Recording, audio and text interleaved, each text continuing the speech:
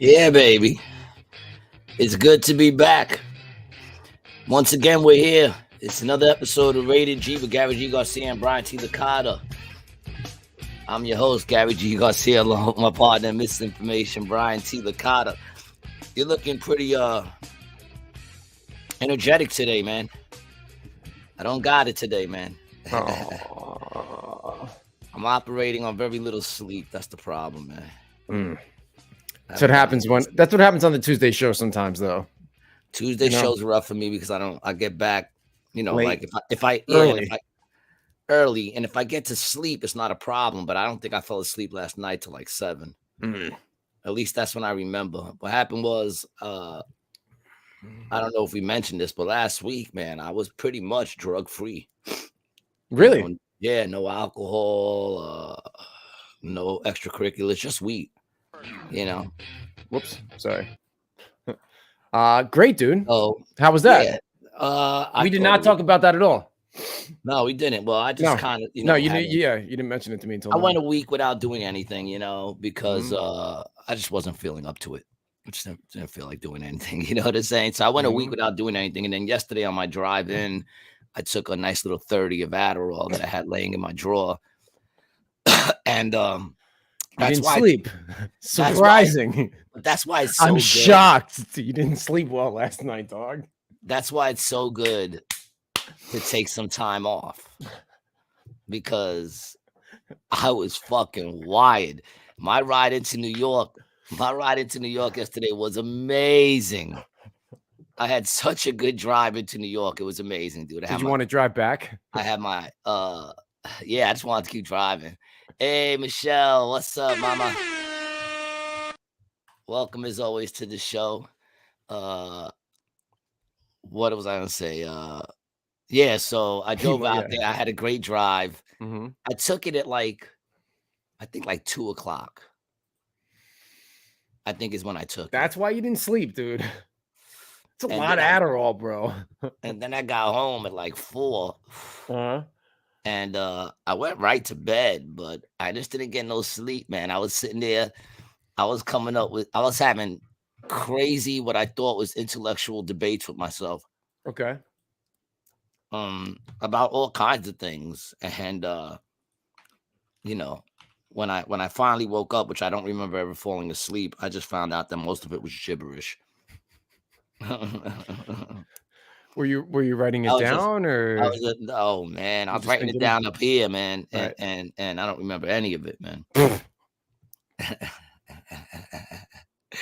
I just know I didn't get no sleep, man. I was up like a motherfucker, and then I had mad coffees and shit. What, yesterday afternoon? Yeah, all day throughout the day, and on my ride home, I always grab a coffee. You got to. Yeah, so I was wired up when I got home, man. I was just buzzing, So I'm feeling it today. I'm a little Adderall hungover. And you went to Dunkin' already today too? I had no choice, man. I don't like to show that thing, but How was it? Not that bad. I mean, how was the experience? Is really what I'm asking. The experience of what? Of going to Dunkin'. The experience, always going to fucking Dunkin', man. Yo, first comment, let's go. Traveling runner, Michelle got you beat, man. Michelle was the first comment today. But that's all right. He's first on YouTube. Michelle's on Facebook. Oh, okay. There you go. Yeah. That's right. Okay. So there you go. There you go. Rock and roll. Glad you're here, traveling runner. It's never the same without you, man. Oh, and yeah. That's the truth. Hopefully we get some of our old boys back today. That'll be fun, man. Yeah, I hope so, man. But I took off, man, and it's funny because I went to do the show yesterday. That's the thing. I woke up yesterday at 5:30 in the morning. Okay. And I went to the radio. I did the radio. I get to the radio. They're like, "Yo, G, you look great." I'm like, "Do I?" They're like, "Yeah, you look so great." I said, "It's probably because I haven't done any drugs in a week." And it's funny because the night before that was a rough night. I laid down. I was cold. My house is always cold at night. I laid down and I started sweating. Ooh. And I was like, "Oh, that's not good." Because it's cold. I was just cold a second ago, and now I'm sweating. And I'm like, "Oh, that's not good." So I take the covers off me, and I'm sitting there for 2 seconds, and I got this it's not right here. And I'm just like, oh, I'm either gonna throw up or shit. I don't know which one it is, man. So now I'm And pissed. this was Sunday night? What was it? What was this from? I don't know. It could have been something I ate. I had like a bowl of cereal. Then I had like I think I made like a Italian sandwich, and I had some cookies. And I don't know if the milk and the lemonade mixing together. I don't know. Did you have any animal crackers or anything else like that? I'm an adult, man. Little juice boxes. Are you sure? I'm an adult. Are you sure, dog? Not really. Are you sure? Not really. You're the age of an adult. So I got up and I went. I'm on the toilet, dude, and I'm just like, you know what it is when your stomach is just cranking and you're like, dude, I'm on the toilet. Yeah. Okay, yeah, I'm here. Yeah. I'm where you want me to be. Why are you torturing me now? You know, you woke me up, you got me out of bed, and I'm here. The worst is when you get that pain when you really feel like you're about to just shit your pants, but you don't. And you're just like, oh, that was it, dude. You're like, you know that thing you do with your fist, where you start putting your fist, you put it up your butt. Is that what you're talking about? You find that straight up your butt, dude. Is that what you're talking about? Yeah, dude. I love that shit, bro. I think we handled this differently. I love that. I think we both handled this differently. My fist. Yeah. I lube, you don't lube. That's how differently we handle it. Okay, spit.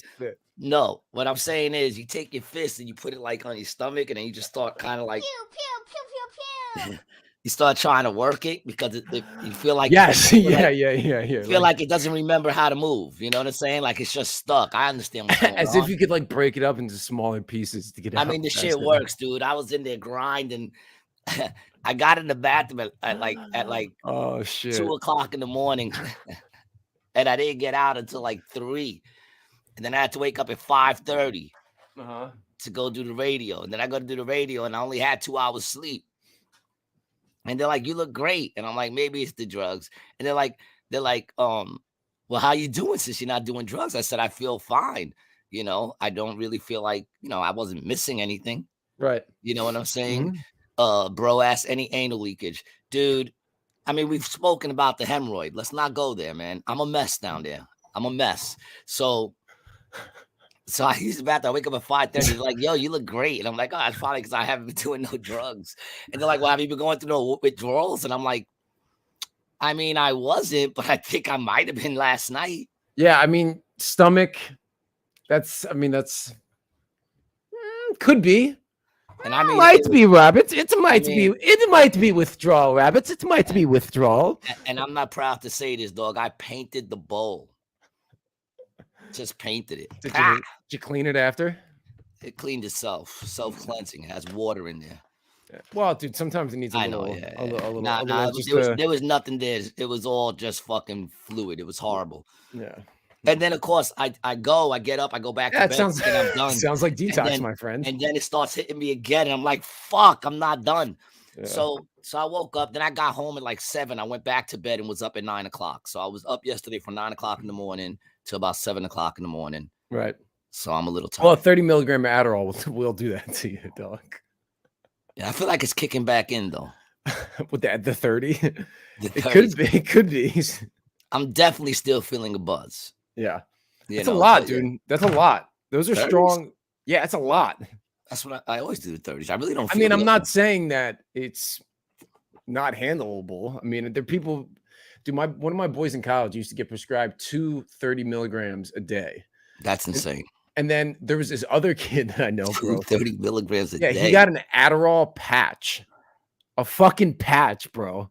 They made an Adderall. Dude, he's telling me about this. And at the time, I'm like doing every pharmaceutical under the sun. And he's telling me, he's like, yeah, bro, I just got the patch. I'm like, dude, they don't make Adderall patches. He's like, dude, yeah, they do. And I'm like, no, they don't. And he goes like this, and he shows the thing to me. So he gives me one.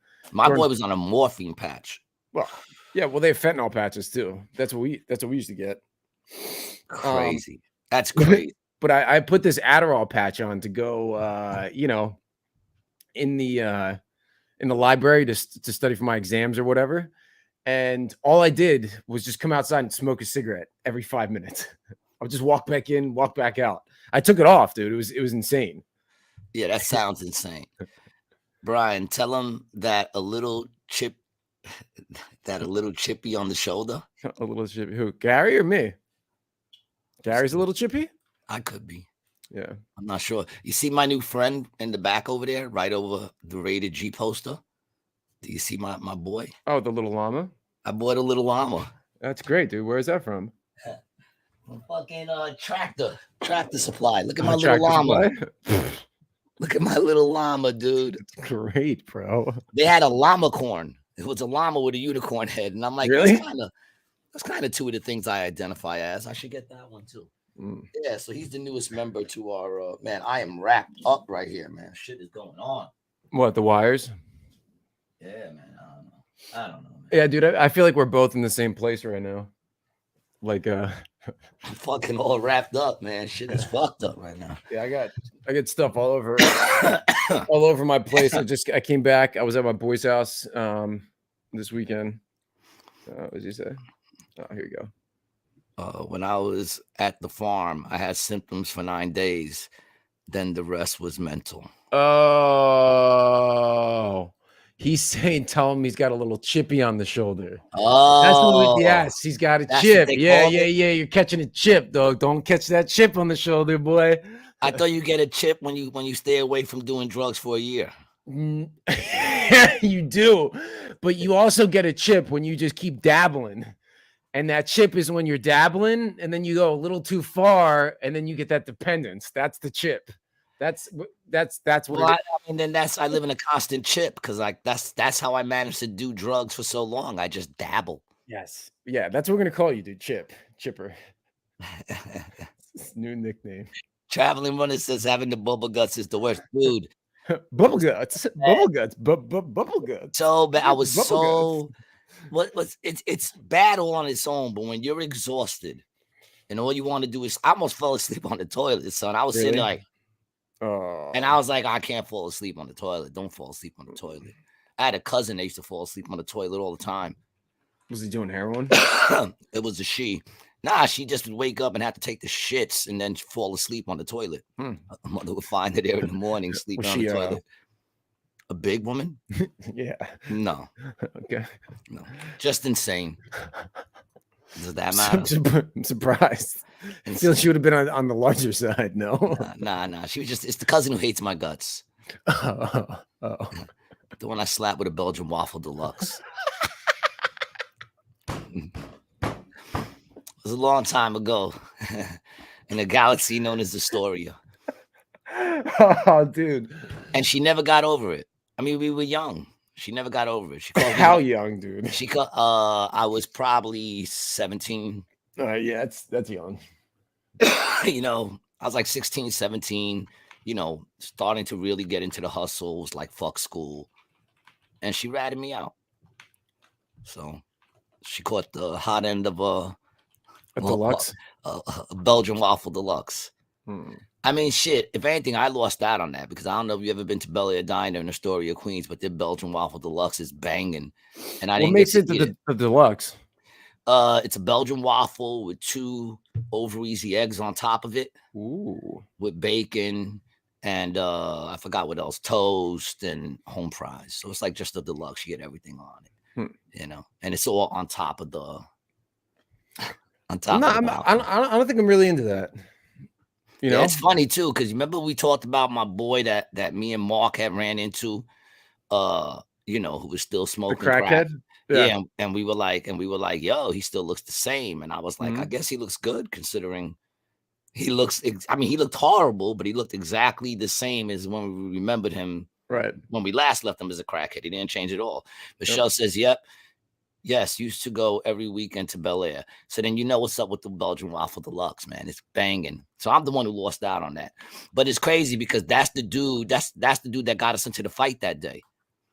Because she went and invited him to eat with us because he said what's up to me in the street. And she's like, you want to come eat with us? And she's like, I got you. And I'm like, why are you inviting this motherfucker to come eat with us? That was the first thing that set it off. Because I mean, he was looking real shiny that day, real ready to go, real ready to go again. You know what I'm saying? Like ready to go again. So what guy was this? Tell me who it was again. That was the cat that I ran into that time with Mark. that was still smoking crack 20 something, 30 something years later, and he just recently passed away. Remember, we spoke Right. about that Yes. too, that he passed Yes. away. So Yeah. it doesn't matter how good you look, you know, the insides do count. Mhm. And like I said, he looked horrible, but he looked good for for the fact that Crackhead. he's been smoking for 20 years. He looked exactly the same. It was actually probably Mhm. 30 years now. Yeah, 30 years. But that's crazy because that's who was there that day. She bought him, Yeah. and then Belgian waffle. the Bel Belgian Air waffle, Diner. yeah, but they give it to you, yeah. They give it to you. Those are all different. I don't know. That person cut his up. It comes on the waffle round. That person must have like sliced it up in triangles or whatever. But yeah, that's the dude that was there that day when we got into that argument. He's actually the one who set off the argument, you know. That ended up with a hot waffle deluxe in the face. Bro 12002 says your gut and your mind are connected. When we are thinking of drugs, it affects our stomach. That's the power of narcotics. Yeah, no doubt. Because I remember back in the day, man, all you had to do was see cocaine and you'd have to take a shit. Yep. You'd be like, oh, And dude, when I you're gotta go to the bathroom right now. when you're dope sick, right? And you don't have any money, as soon as you get the money, whatever hustle you're doing before you buy the bag, the sickness goes away. It's crazy. Dude, I've been like because you sick know as you're gonna get fuck. better. You know help is on the way. I've been sick as fuck for like days, then got the money, and then on the ride in immediately, still like better. I don't think I'll ever get that bad, only because what about the dreams, dude? Have you ever had the dreams? Some people can, and others like me can't. Yeah, man. Listen, man. I'm not. The dreams are the weird part. The drug dreams. I've had those. How do you know it's a drug dream? Are you doing drugs in the dream and then you wake up and you don't have drugs? And then you're like, fuck. Or you're like trying to cop, or there was times where I was trying to get high, and then like, you know, you go to put it in, and then like the needle's jello or something like that, or, you know. Man, that sucks. Yes, it does. That sucks. Yeah. I think, like I said, man, like I was talking, big up to ICU from the legendary BDP crew. I was hanging out with him and Brian last night over in New York. Not me. Brian, he's been on our show, Morris, Brian Morris. Brian Chairfeet. Yeah. I'm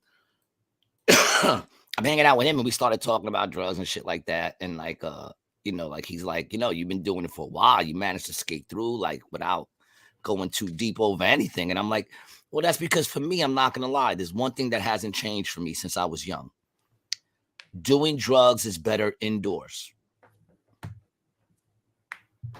It's that simple. So rent will always come before drugs. Because what good is doing drugs if I have to stand outside and do them? It's just not fun. It takes away all the fun of it. So in other words, my attitude is always like, got to make sure the bills are paid. And then, you know, especially like back in the day, the hustle was so day to day that if the rent wasn't paid, there was no money for drugs. It's that simple. Right. You know what I'm saying? So got to get right with the money first, man. Bro says the dreams let you know you're not cured. You will always be an addict, but you don't have to use. I mean, I haven't had one in probably close to 5 years plus now, 6 now, maybe. That's basically what they tell you guys, right? You'll always be an addict. Yeah, dude. And that's, I mean, honestly, dude, that's why I don't really, I don't really fuck with that shit anymore. I don't necessarily believe that that's true. And we talked about this on the show before, bro. It's like, I especially don't believe that if, Gary, you're a strange bird with really bright feathers. That is, it could go either way. That's going on that's going on a shirt, dude. It could go, that comment could go either way, but I'm not gonna lie, that kind of touched my heart. It touched my heart. What were we just saying though? That you were saying about the addict thing. Yeah, I don't know, man. I feel like, especially when when you become born again, man, you're no longer an addict. Everything is old is made new. So when you receive God in your life, I think that changes everything. Well, and that's what AA tries to do, and NA and all the 12-step programs are trying to get you to have some connection with God. That's the whole purpose of the program. And the thing is, if you make that connection, I think God will change you. You won't be the same. You're not what right, dude. Yeah. And that's what happened to me, bro. I'm not the same person. I'm not at all. Nah, And it's man. because I had a spiritual change through that program, you You know? know, because if that's the case, then I'll always be a failure. You know what I'm Mhm. saying? Because if it's not for God and Christ in my life that renewed me and changed me and made me into a different person, and I'm to be judged on all the things I've done, then I'm just an angry loser. You know what I'm saying? Because I still get angry every now and then, but I'm not an angry man. I'm Mhm. I'm I'm a new creation. You know, and I believe that can happen. I believe that, if you stop, it's a hard struggle. Don't get me wrong. It's a hard struggle. Even on my level of always needing the rent paid. There have been times where the rent, I had the money for rent, but then I said, all right, I got to hustle something to get these drug guys because I wanted drugs. You know what I'm saying? I always Yeah. make sure the rent was paid, but I'm not going to say I've never had moments where I was like, you know, yeah, let's Yeah, get but some I drugs think the outside. point I think the point is you never it didn't go that far down. I guess that's it. You could always pull it back at the right time or whatever. Well, rent is Yeah, but dude, that's what I'm saying is everyone says the same thing. We all think the same thing, pay rent, right? But then there's 1 month that doesn't happen, you know? Yeah, you're saying, yeah, yeah. Ooh. Actually, guys, this is how he's gonna die. If anybody wanted to know how Gary's gonna die, it's gonna be this. He's gonna cough and his head's just gonna explode like a you ball know of what's funny? feathers. I think that is going to be how it goes. Yeah, 100%. I think one day I'm going to be coughing, and then Yeah. blood, and then Yep. a little pee. And then the heart. Yeah, I think that's how it happened with my pops. It's gonna look just like that, dude. Your face, bro. Yeah, that's how I was with my pops. So I think I'm Looking forward to your future. nah. I'm just Practicing. I won't be surprised. You're just getting ready. See, here's the thing.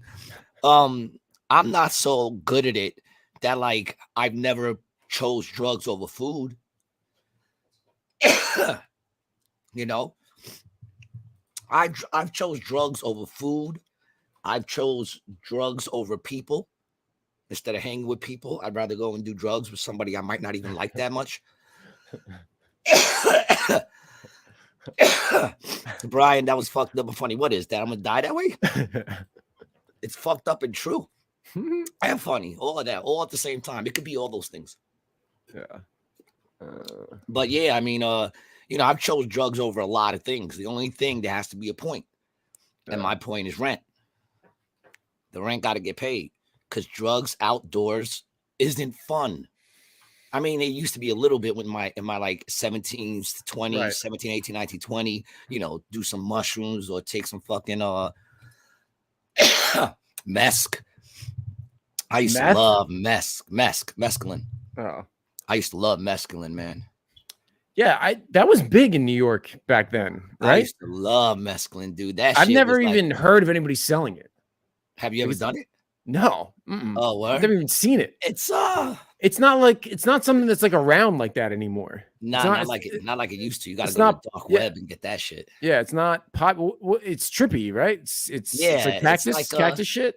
Is it? it's like a little acidy, but no trails. It's all laughy. Oh, Like huh. you can't stop. I couldn't stop laughing, dude. When Hmm. I be on that shit, man, we would just be dying laughing. Hmm. You know, me and Mark used to do a lot of mess together. I've tripped a lot with him on the mescaline too. I really did. It was like a speedy kind of thing too.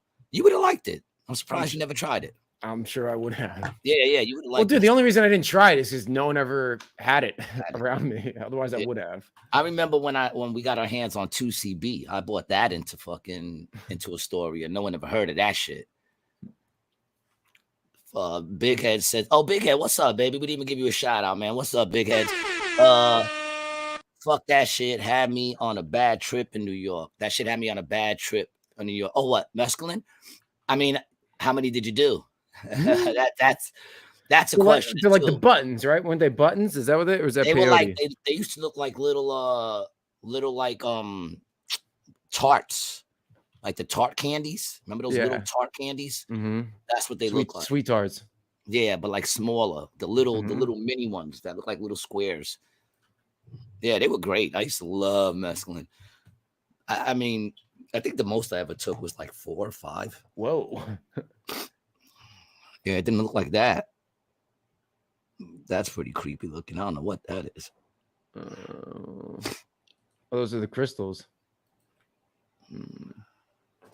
Yeah, I wonder Yeah, why these that are mescaline crystals, dude. really Yeah. interesting. I wonder why mescaline went out. I wonder why it kind of took a dive. What took its place? What was better? You know, the 2CB was cool, but it fucks with your stomach.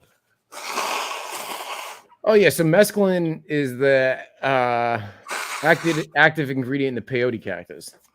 Ah, Yeah, so it is the same. That's the shit the Native Americans did, man. yeah, there you go. You know, who knew I was being fucking native? Yeah. Learn something new every day. Mm-hmm. Yo, this fucking my desk right now is a mess. Is it? Yeah, my whole apartment needs a run through. Oh shit, is fucked up. Yeah, so so I'm just, I'm feeling better now that I'm up. I got my coffee in me, Bro says when the consequences outweigh the good times, then you will know it's time to stop. Yeah, that's what it's all about. You know what I'm saying? Do the ends justify the means? I mean, that's what it was with everything, even with my hustling. I knew it was time. I knew it was time to retire when I was putting in more work than I was getting out of it. You know what I'm saying? And I was like, yeah, not worth it. Not worth it. Even this week when I took off, I just happened to take off. You know, I think I took a Addy to go to where'd I go again? Cleveland. And then that was it. On the way back, that was the last thing I did. So since Monday, that's good. Monday to Monday, I went a week. I went a full week without doing anything. You know, and honestly, I wasn't even really thinking about it. And that's everything, dude. Porn, everything. I didn't do anything. I didn't even watch porn or nothing for the whole week or nothing. That's a big thing for me. You know, porn's a big thing. I like watching people fuck. Well, when you're not all jacked up on speed, bro, you don't want to watch this. You don't want to jerk off as long, Well, jerking off on speed sucks. You never really get a fully. You know what I'm saying? The most you could wish for is a nice, good semi. But yeah, man, I've been clean as a whistle for a week, and then I did that Addy yesterday, and I'm still feeling it. So it fucked me up. I actually woke up going, I shouldn't have fucking took that Addy. I didn't feel that way when I was on it. When I was on it, I was like, yo, I'm so glad I haven't did nothing for a week. I'm fucked up right now. And then, 4 o'clock in the morning, 5 o'clock in the morning, I'm like, oh, I should have took that fucking Addy. I remember I was having some crazy debate about love in my head. Okay. You can't beat a limp dick. Well, yeah, you can slam it on a table. The cut of the jib. It's been a while. Hamas in Sephardi Hebrew means violence, thievery, and doing evil. Oddly enough, the Ashkenazi pronunciation is homos. Is that a joke? I don't know. But welcome, Cut of the Jizz. Been a minute since we heard from you.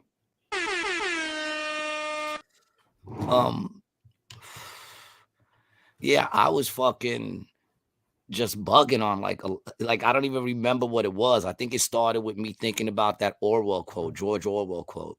That's what I'm saying, dude. That's what my mind was. I'm laying there trying to sleep, and I'm thinking of George Orwell quotes where he says, they're afraid of a world with love because love is an emotion they cannot control. Animal Farm? And then Animal I don't Farm? know I don't know where it came from. I just read the quote one day. I just know it was him. But it had me thinking about that shit. And then I think about how like when you look at like where I grew up, like for some reason love was always looked at as soft.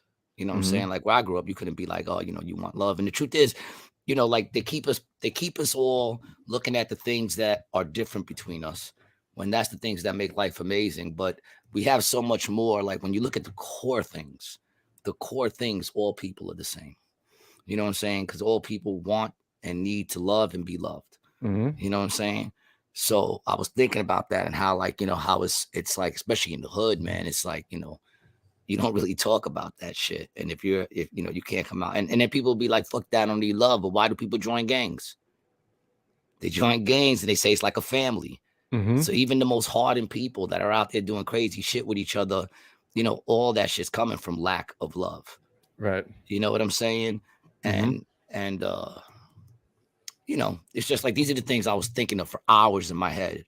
And I mean, it was going deeper. Like, it was just unlocking shit. I was unlocking one door and going in, and there was another door there, and I'm just unlocking and going deeper and deeper and deeper down this love rabbit hole. You know, that's meth for you, buddy. Meth in a pill. Meth in a pill. Dude, what's mind-boggling right now, right? Just like Purdue Pharma was pumping heroin pills, right? That's what Adderall is. They're meth pills. 100%. It's amphetamines. yeah, and they're great. But is it as potent as meth? In other words, I mean, like, no. But I think meth's a lot, because I accidentally took meth once. Same. You accidentally took it once, and then every other time after that it wasn't an accident.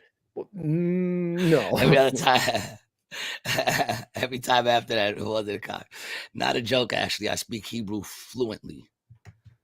I kind of knew that wasn't a joke, to be honest. I kind of knew you were dropping that. Bro says, exactly, Gary. Love conquers all. That's why they have to keep us angry and scared. You know, yeah, man. And the problem too, though, is, once again, it all comes back to God, because what is love? Love is God. God is love. You know what I'm saying? So without that, you can't really love fully. You can't really understand it. You know, and then I started thinking about shit like forgiveness. I'm telling you, my mind was bugging last night. You know, my mind was bugging, man, because I know a couple of people that are dealing with, you know, with not being able to forgive, and it's fucking up their fucking lives. You know, I mean, they don't even really see it. I see it. You know, and I know it because I not forgiving somebody else, not forgiving other people. Yeah, you know, and I know that because I lived for probably 20 something years with a grudge of not forgiving this dude that used to be my boy. And then one day, man, well, you know, like, in my walk with God, I just forgave. And it's funny because, if you know, I'm sitting there and I'm thinking, if you ask somebody, what does forgiveness mean? You know, who does it let off the hook? Most people would say the person they're forgiven, which is why a lot of people don't forgive. You know what I'm saying? Because they feel like it lets that person off the hook. It doesn't. It doesn't let them off the hook at all. It lets you off the hook. I lived for 20 years. Just, if the name got mentioned, changed my attitude. If I saw a relative of this motherfucker, changed my attitude. You know what I'm saying? I could be having a great day, and then something reminds me of what went on, and it would change my attitude. You know what I'm saying? Aaron Rosas, first time comment, I think. Forgiveness is for oneself. Exactly. And then finally I let it go, because you know what? I realized that person wasn't thinking of me at all for the last 20 years. No, the last 20 years, that person was doing their own thing, living their life, went and had like 7 kids. And when I heard they had like 7 kids, I said, oh, yeah, they're not off the hook. There's nothing off the hook. That motherfucker's living with that.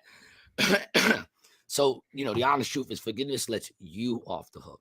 When you're able to forgive people, man, it's like water off a duck's back. It doesn't affect you, which allows you to live. It doesn't control you. That dude was controlling me for over 20 years. You were letting him. And I didn't even know it. Yeah. You know what I'm saying? You know? Oh, Gato Gordo, welcome back, baby. It's been a while. I'm hoping that we haven't seen you in a while, because you've been grinding and doing good things and you know, being successful, my brother. Gato says, nah, you were cleaning up your own hangups. You are releasing the bad energy. When it doesn't make you react, you are truly free. They don't care about you. They don't even remember. Exactly, Poppy. And me and you know, we both been through like kind of same things. So I know that what you're talking about, you know. Big up to Murphy's Law. Big up to Jimmy. He's been on the show. Yo, give him my love, man. Tell him I said what's up. The other day, actually. The other day they went live, and I went on for 1 second. And he was like, "Oh, gee, what's up?" You know. And when you coming back? How long is the tour for?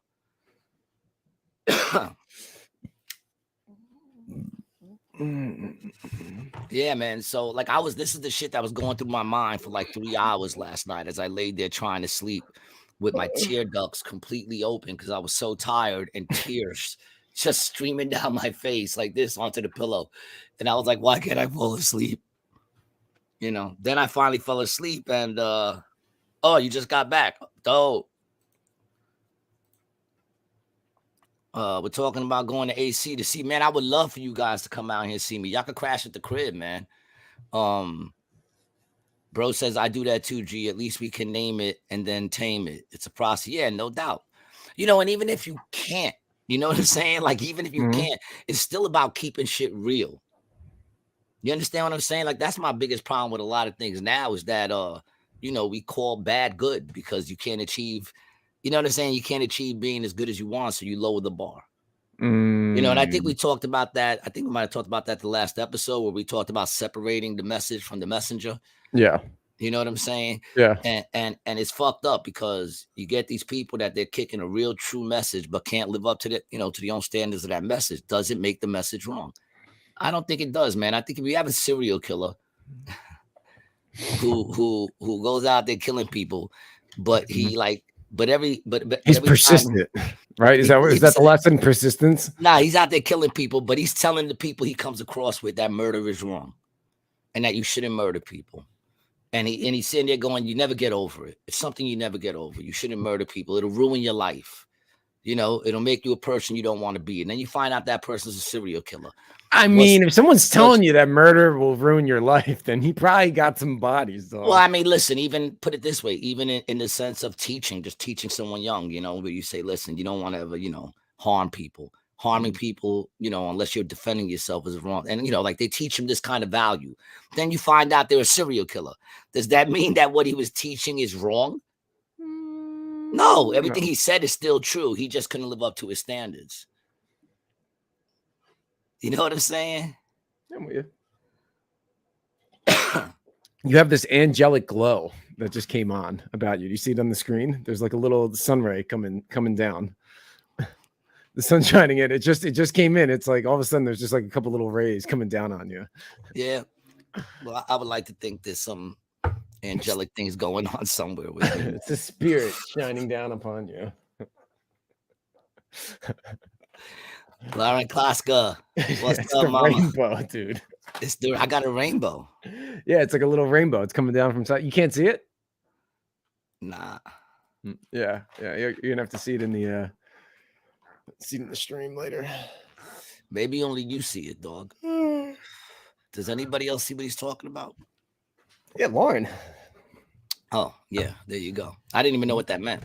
Yeah, she's saying it's like a rainbow. All right. Coming across. I didn't even know. So you went to go visit your man, you said the other day?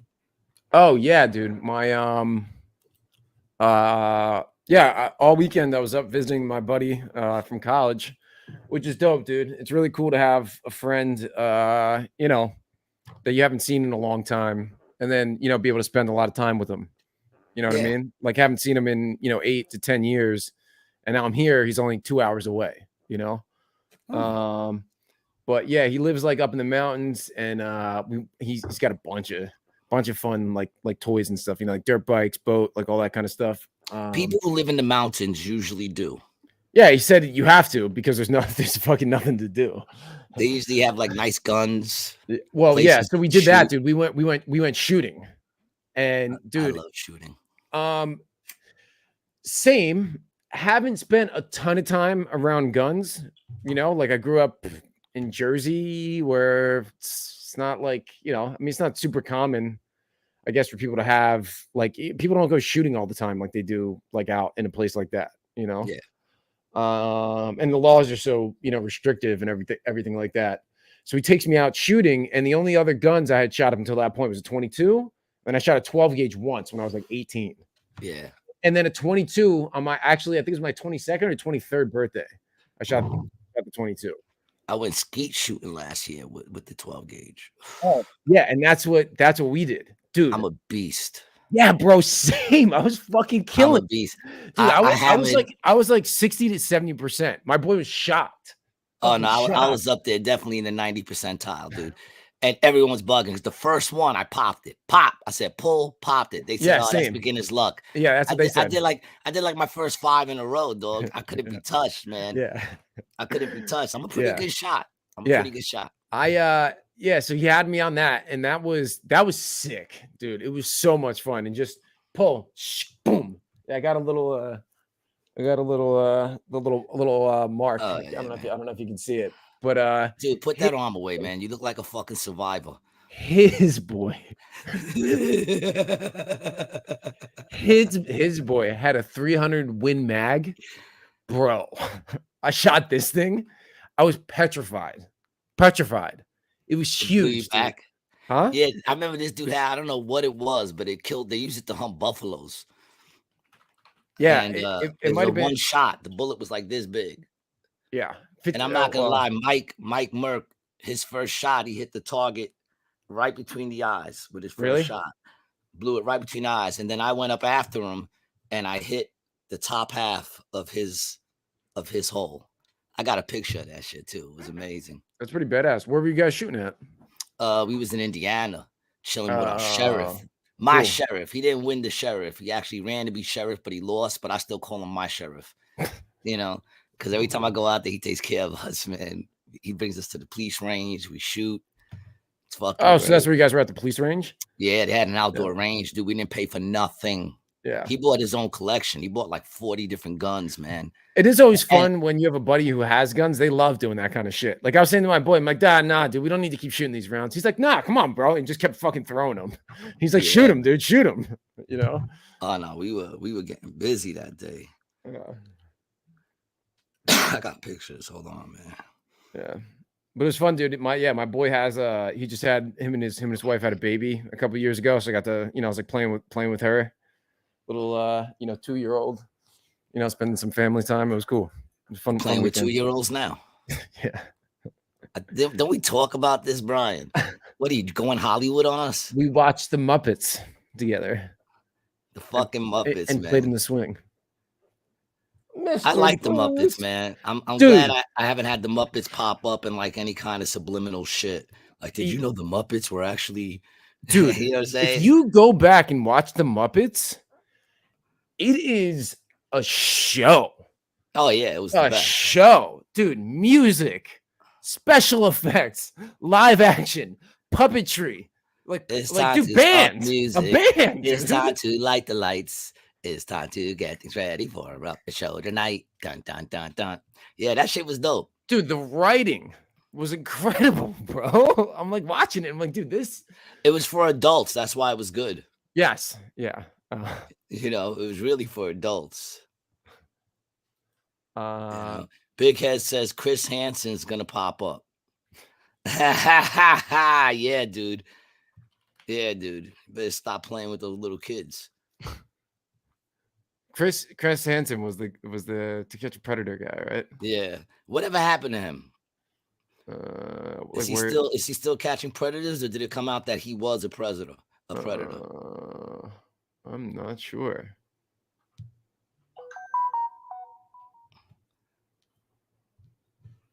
Did you send me something?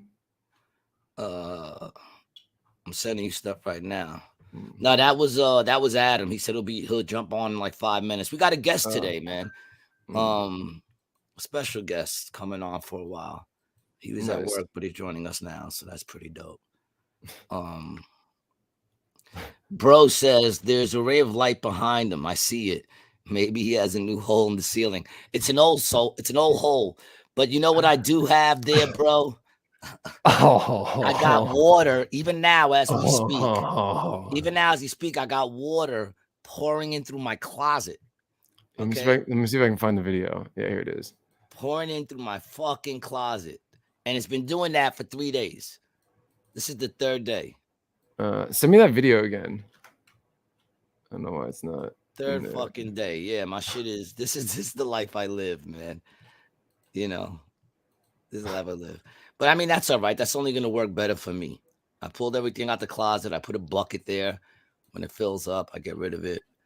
You know, Put a I bucket only got to in. do with this for a few months as I save my money to get the fuck out of here. But yeah, man, fucking crazy. Hold on, where's this shit, man?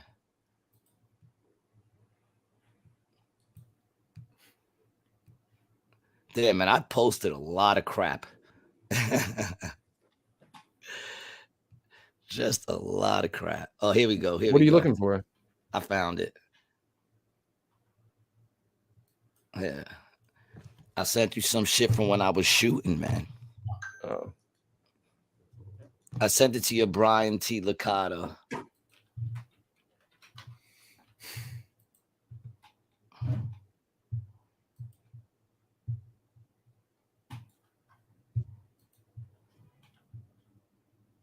Yeah, man. Big up to my brother Dale, man.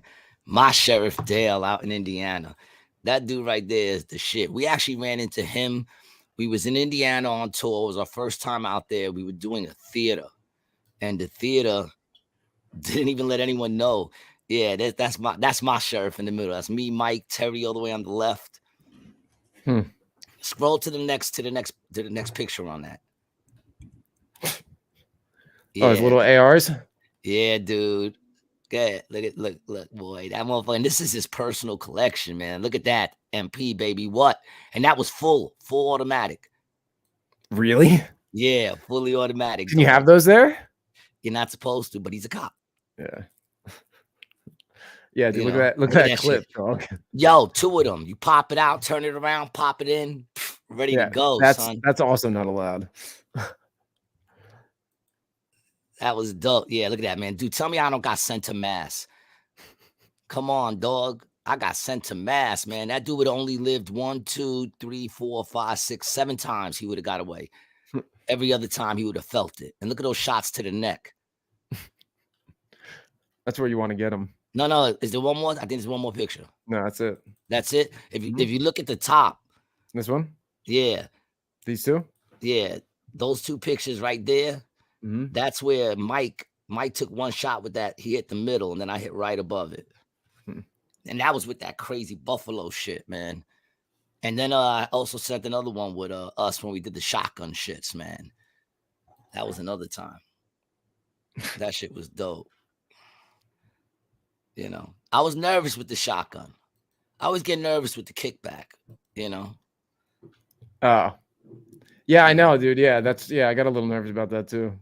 Yeah, but I rocked it, man. I got real good at that shit, man, because I got to the point where I would bust it and then I would fucking pop it. And when you pop it, the 2 fucking casings, the casings pop up. Right when you pop it, they pop up. I got to a point, dude, I would pop that shit. They'd pop up. I'd catch them in the air, throw them in the bucket, take 2 more out. Blah, blah, yeah. It's really fucking fire. It's a muscle. Yeah, because I was a little nervous when I first got to the range, just because, like, dude, when you're not around guns like that, like, you don't want to have a fucking accident. You know what I'm saying? And see that little girl that was shooting and she shot the fucking she shot her dude that was teaching her. They gave her a fucking little oo-wop or some shit, and she said, brah, and then caught the motherfucker in the chin. Killed him, yeah. Little girl. It's fucked up. Bro says, not that I don't have a life, but it's great to feel a part of instead of feeling apart from. I enjoy Tuesdays and Thursdays much more now. Something, dude, so do I. You know what I'm saying? And the truth is, we all got lives, man. But I said it like 3 episodes again, man. You guys really, I look forward to seeing you, man. When you're not here, we notice you're not here, bro. Traveling Runner, Gato, Zero, all of y'all, Michelle. When you don't show up, Stormy, like King Handles, it's not here. King Handles, and it was good. Yeah, man. When y'all don't show up, we miss y'all, man. It's like family. I look forward to it. We don't hold it against you, though. Nah, man. You guys are the reason this show is starting to pop off, man. You know, it's no longer just me and Brian. You guys are the unsung heroes. You know. But who's the sung hero? Does that mean they write songs about him? Is that what that is? Unsung hero? I would guess a sung hero is somebody who has like songs written about him. So we're unsung. right? Does it count if you write the song about yourself? Yeah, I'm about to say I write shit about myself all the time, so does it count? No, I don't think so. Shit, ladies and gentlemen. Hey, how are you? We want to welcome my brother, my partner, my co-producer over at the Not Quite Tuesday show every midnight, the Grizzly Pair. My brother Adam Gabel. Oh, I hope you don't do that sound every time somebody's sitting on the, no, that is yeah, we're gonna that'll do be that enough out of me then. So nice, thank you. Oh, that's far more appropriate for me. That sounds far more appropriate for the kinds of things that I have. I think that the uplifting horn just gives the audience the wrong impression about what they're about to get. How about this That's one? like, let's get ready for this. That's what we should have played when we brought him on. To any of our new listeners, man, who might not have caught Adam before, man, me and Adam both came up in this game together, man. And I would not be wrong in saying you were the first comedian who put me under their wing. That's kind of weird, given that we met on a contest that you beat me at. Yeah, but that had nothing to do with it, man. That was the only thing I've done. Right after we did that contest, you invited me to one of your shows. Right. That's where it was. It was in the Bronx. That's because I didn't listen when you said you were from Queens, and I was like, this dude is clearly from the Bronx. That just goes to show you anything how much I was invested in our relationship. He brought me to the first show where I met some producers. Mm-hmm. You brought me to the Laughing Buddha. Right. And how did you guys meet?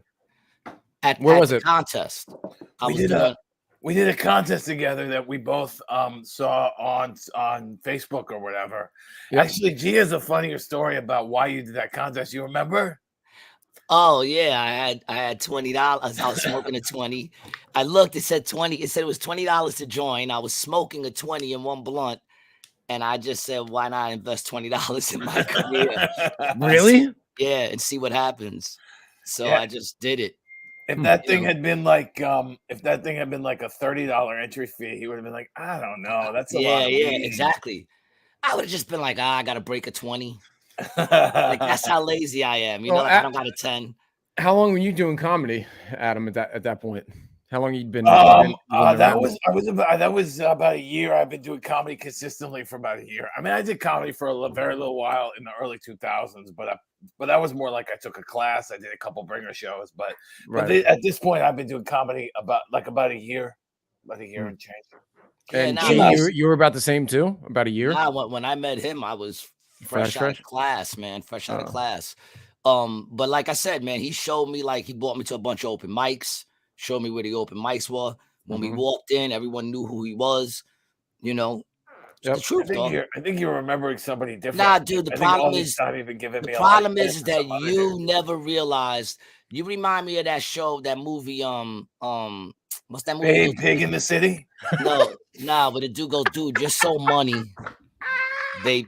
Actually, now you do. Now that you say Babe Pig in the City, I see it now, dude. I see it. That's crazy. Right. Well, I'm over Kosher Pig. Nah, man. That movie, Entourage.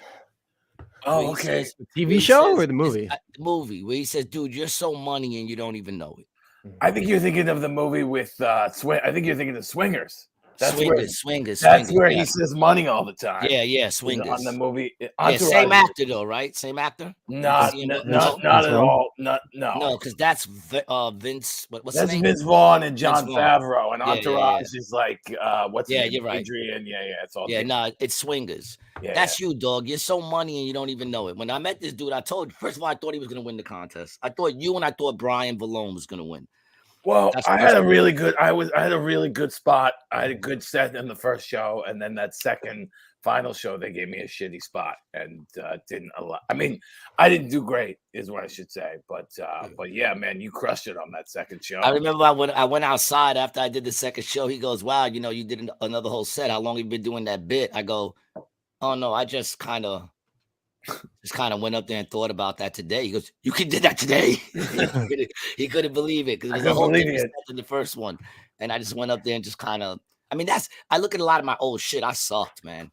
I sucked. I didn't have nothing. I had I nothing. think I would go you. up there with nothing. I think the thing about your comedy that makes you unique existed before you knew how to showcase it. And people who could see that out of you could recognize that you had the thing. And it was always, I mean, it was always you're always making good points. You're always saying like he's right. I never thought about it like that. That's a funny way to present that point. That has existed since the very beginning. The difference is that you refuse to like hone anything. It was always stream of consciousness, and sometimes it was great and it was like, this is amazing and I know exactly what he's saying, and sometimes it was just meandering, and you'd like try to repeat it, and the reason it was funny the first time, it wasn't funny the second time. Yeah. And so I think you probably watched a lot of videos of the shows where you were trying to recreate the magic from earlier shows that you weren't trying to recreate. That makes sense. Like, because the shows that were the best were the ones where it was just, whatever. You went up there, did whatever you want. That's where you were. But but you never recorded any of that stuff. No. You probably have recordings of the big time shows when you hosted that time at Dangerfields, and you were like, I'm going to do this, and I'm going to do this, and I'm going to do this. And you weren't sucked. in the moment. Yeah, you were. I ate a dick. Well, you didn't. What's crazy is I thought I did well. Right. And then I got home and saw the video, and I was like, holy shit. I ate a dick and didn't even know it. Well, Wasn't even aware. I mean, I go back and I watch that first headlining set that I did at Greenwich. Remember, it was like 20 minutes, and I had you on the show and I had Duval on the show. Oh yeah. And I had a really great. I think I had a great set, and I did because, but the jokes were not nearly as good. There was a lot of jokes that like I wouldn't even dare tell it today, or just like dumb shit that was just dumb that didn't make any sense. But come on, bro. I mean, we were new to comedy. We're still new to comedy. I was talking to Adam Ferrara the other day, and he asked me because he's been telling me he told me a couple times. So just be proud of the album and don't worry about what happens with it, because not everybody can do that. And that's the way I've been trying to approach it. And so he was telling me, he goes, how long you been doing comedy? I go, almost 10 years. He goes, you're a baby. You're a baby. And this dude is like 5 years older than me, maybe. Yeah. But he's been doing comedy for 25, 30 years. So, yeah. I mean, the thing about us that's different is that we were in the business. We were in the entertainment business. We were in the, I mean, even when you were designing clothing, you were giving people an artistic experience. Right. Yeah. And we've been giving people an artistic experience our entire life. This is just another outlet for us. So for us, you and me, it kind of feels like we know what we're doing. But again, we're only 10 years into honing that craft in a way. And, 8 years ago, 5 years ago, you and I were still just grasping at straws. We're like, oh, this worked again. Let's try it again. Yeah. I don't know about you, but I feel like the pandemic just like warped me, because like it was like jumping into a warp tube in Super Mario Brothers, because like you had to, now you're for me, I was on Zoom a lot. You were talking to people in fucking parking lots. You were getting honks. I was getting smiley face emojis. You know what I mean? Like you had to. So looking at that, I've never done a Zoom show still to this day. I mean, you're doing a Zoom show now. You never done the Zoom. It's not, not stand up though. Yeah, right. Not stand up. Yeah. It's brutal, bro. I did this one where me and I had to open for Usama, right? And if you don't know Osama Siddiqui, he's really funny comic, super down to earth. Like he could diss on you for an hour and all you feel is love. He's just like and he's funny as shit. Yes, so I have to open for him. Merck got us the gig because he knew that I could do Zoom comedy, and he knew that Usama would be funny anywhere. So Merck. So what I didn't know though was like normally Zoom is like Zoom where there's like 75 people in the room, and if anything, it's too much noise. You're like, oh, that person's fucking dog's barking, and they're on the blender, and and like you can hear people laughing, and this person. But this was like a conference, and so we were the talent for the conference. Like you'd have a corporate. But it wasn't Zoom because the conference was all one way, right? It was everyone who was attending the conference didn't need to contribute at all. So there was no noise. all people. So people are just watching you. You're just live streaming. You're just live streaming stand up in the comments. Thank you for explaining it. They can comment in the comments, but it was 45 seconds later, right? And you get in the yeah. I mean, I learned that. I'll take the horns. Yeah, seriously. And I did some good ones. I did some great shows. One of the best shows. I don't know about that, dude. One of the best stand-up comedy shows I ever saw was on Zoom. Really? Yeah, Felicia Madison organized it. Listen to this lineup: Jessica Kirsten, and I led with her because I know you love. I know him, right? Jessica Kirsten, Corey Kahaney, Wendy Liebman, and Michelle Ballin. And the four of them are just the four funny. Look, Wendy Liebman's got this joke, and this is the joke that I remember from the night. She goes, "When I was growing up, my family had a swear jar. Every time you swore, you'd put $1 in there. And at the end, we went to fucking Disneyland."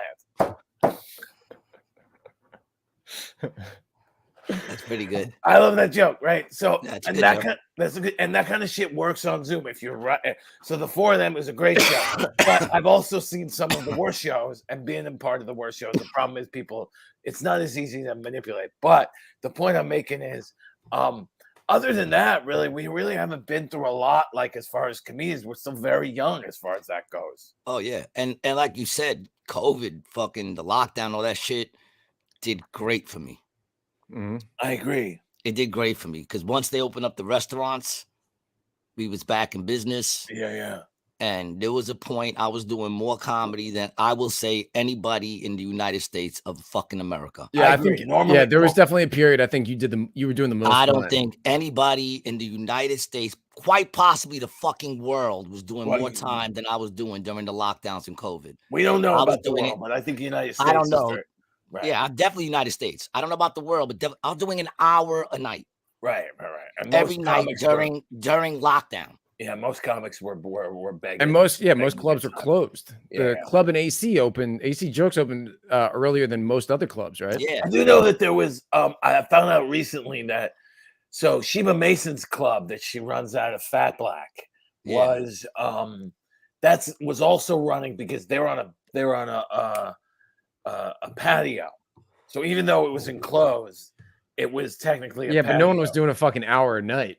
Well, I know that it's every night. I know that's the difference. That's the tell. Yeah, maybe it tells it. David Tell. I can believe that. I'm not disputing you. I'm just saying.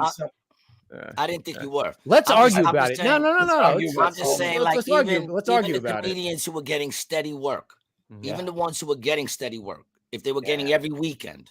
Yeah. And they did 3 shows that weekend, and they did an hour every night that weekend. That's the every night. It's the every night. Every night I was doing 45 minutes to an hour every fucking night during COVID. No day off. Every night. Every night.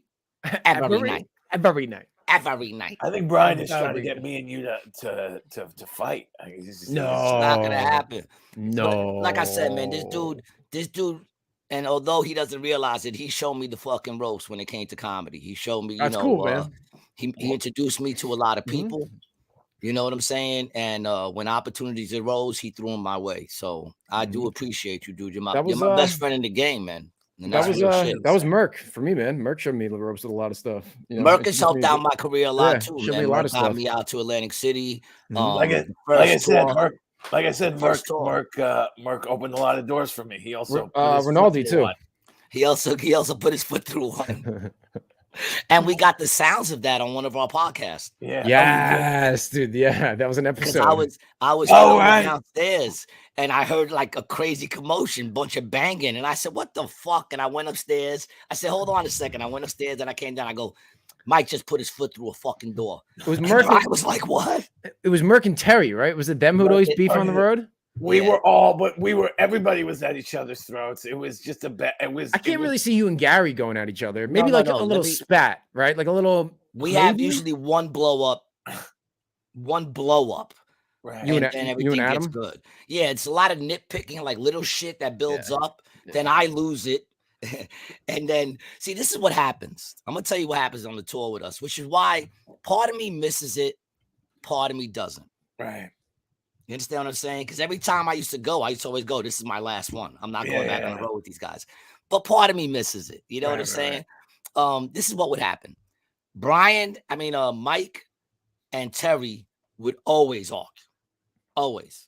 On top of that, Terry would complain about everything. So even when they wouldn't argue, Terry would be complaining.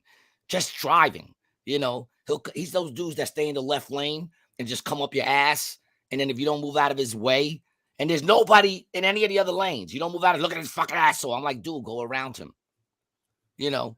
And then he's fucking texting and putting up shit on Facebook while he's doing 85 up people's asses, right? So everybody's a little tense just from that, right? Mm-hmm. So what happens is Mike starts to take it out on Adam. And he starts to always go at Adam. And then that's what brings Terry and Mike together. Because then Terry's like, you know, and they start going back and forth with their whatever, you know. Mm-hmm. And then I kind of sit there quietly. Is that what happens? Kinda.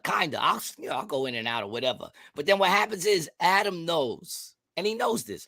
He knows that out of the 3 people there, he could take his aggression on. It's me. Because the most I'm going to do is either just receive it or just yell at him. I'm not going to get physical with him ever. You know what I'm saying? I'm just not. It's not. He knows there's no level of, you know, no matter what goes on, it's not going to be physical. It'll be suck my dick at the end, some shit like that. So he comes at me and he starts to like get at me. He gets very angry at me for saying shit. And then eventually I'll lose it and be like, motherfucker, you know, I'm not even the one fucking with you. And then we'll argue. And then after we get that breakup, you'll fuck. We'll fucking make up. Yeah, cool. Nice. You know? I mean, I think some version of that is reality. Is that me? How's my girls? My girls are good. I'm having a good time being a dad. It's I'm having a good time. I'm having a good time being a dad. It's nice. I don't know if anyone has kids. It's cool. And Gary, you can attest to this. There's a point when your kids become like other people that just have the same shit as you, and they're just more people that you can like identify with. And like just my daughter and so she was okay. So she likes to laugh at me like all of my friends. So it's a little bit like my older daughter. It's a little bit like I'm the younger brother again. Sometimes she told me I should get a hairless cat, and she couldn't stop laughing. Why? And then I finally got her to tell me because she thinks I look like a hairless cat because I have big ears. And Sean X that. Oh, he was like, no, not you, Adam. I don't care about your girls. I care about Gary's girls. Sean's asking about the nails. About the car. The car, they're great. Yeah, they're great. They look beautiful.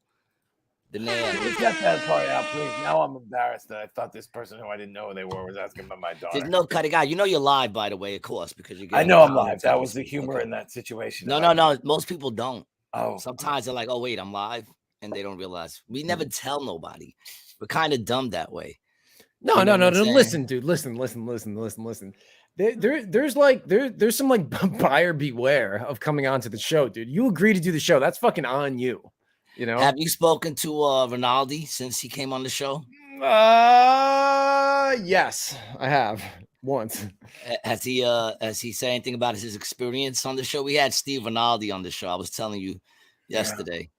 Nothing. No. He's good. We didn't fuck him up or anything like that. I don't think so.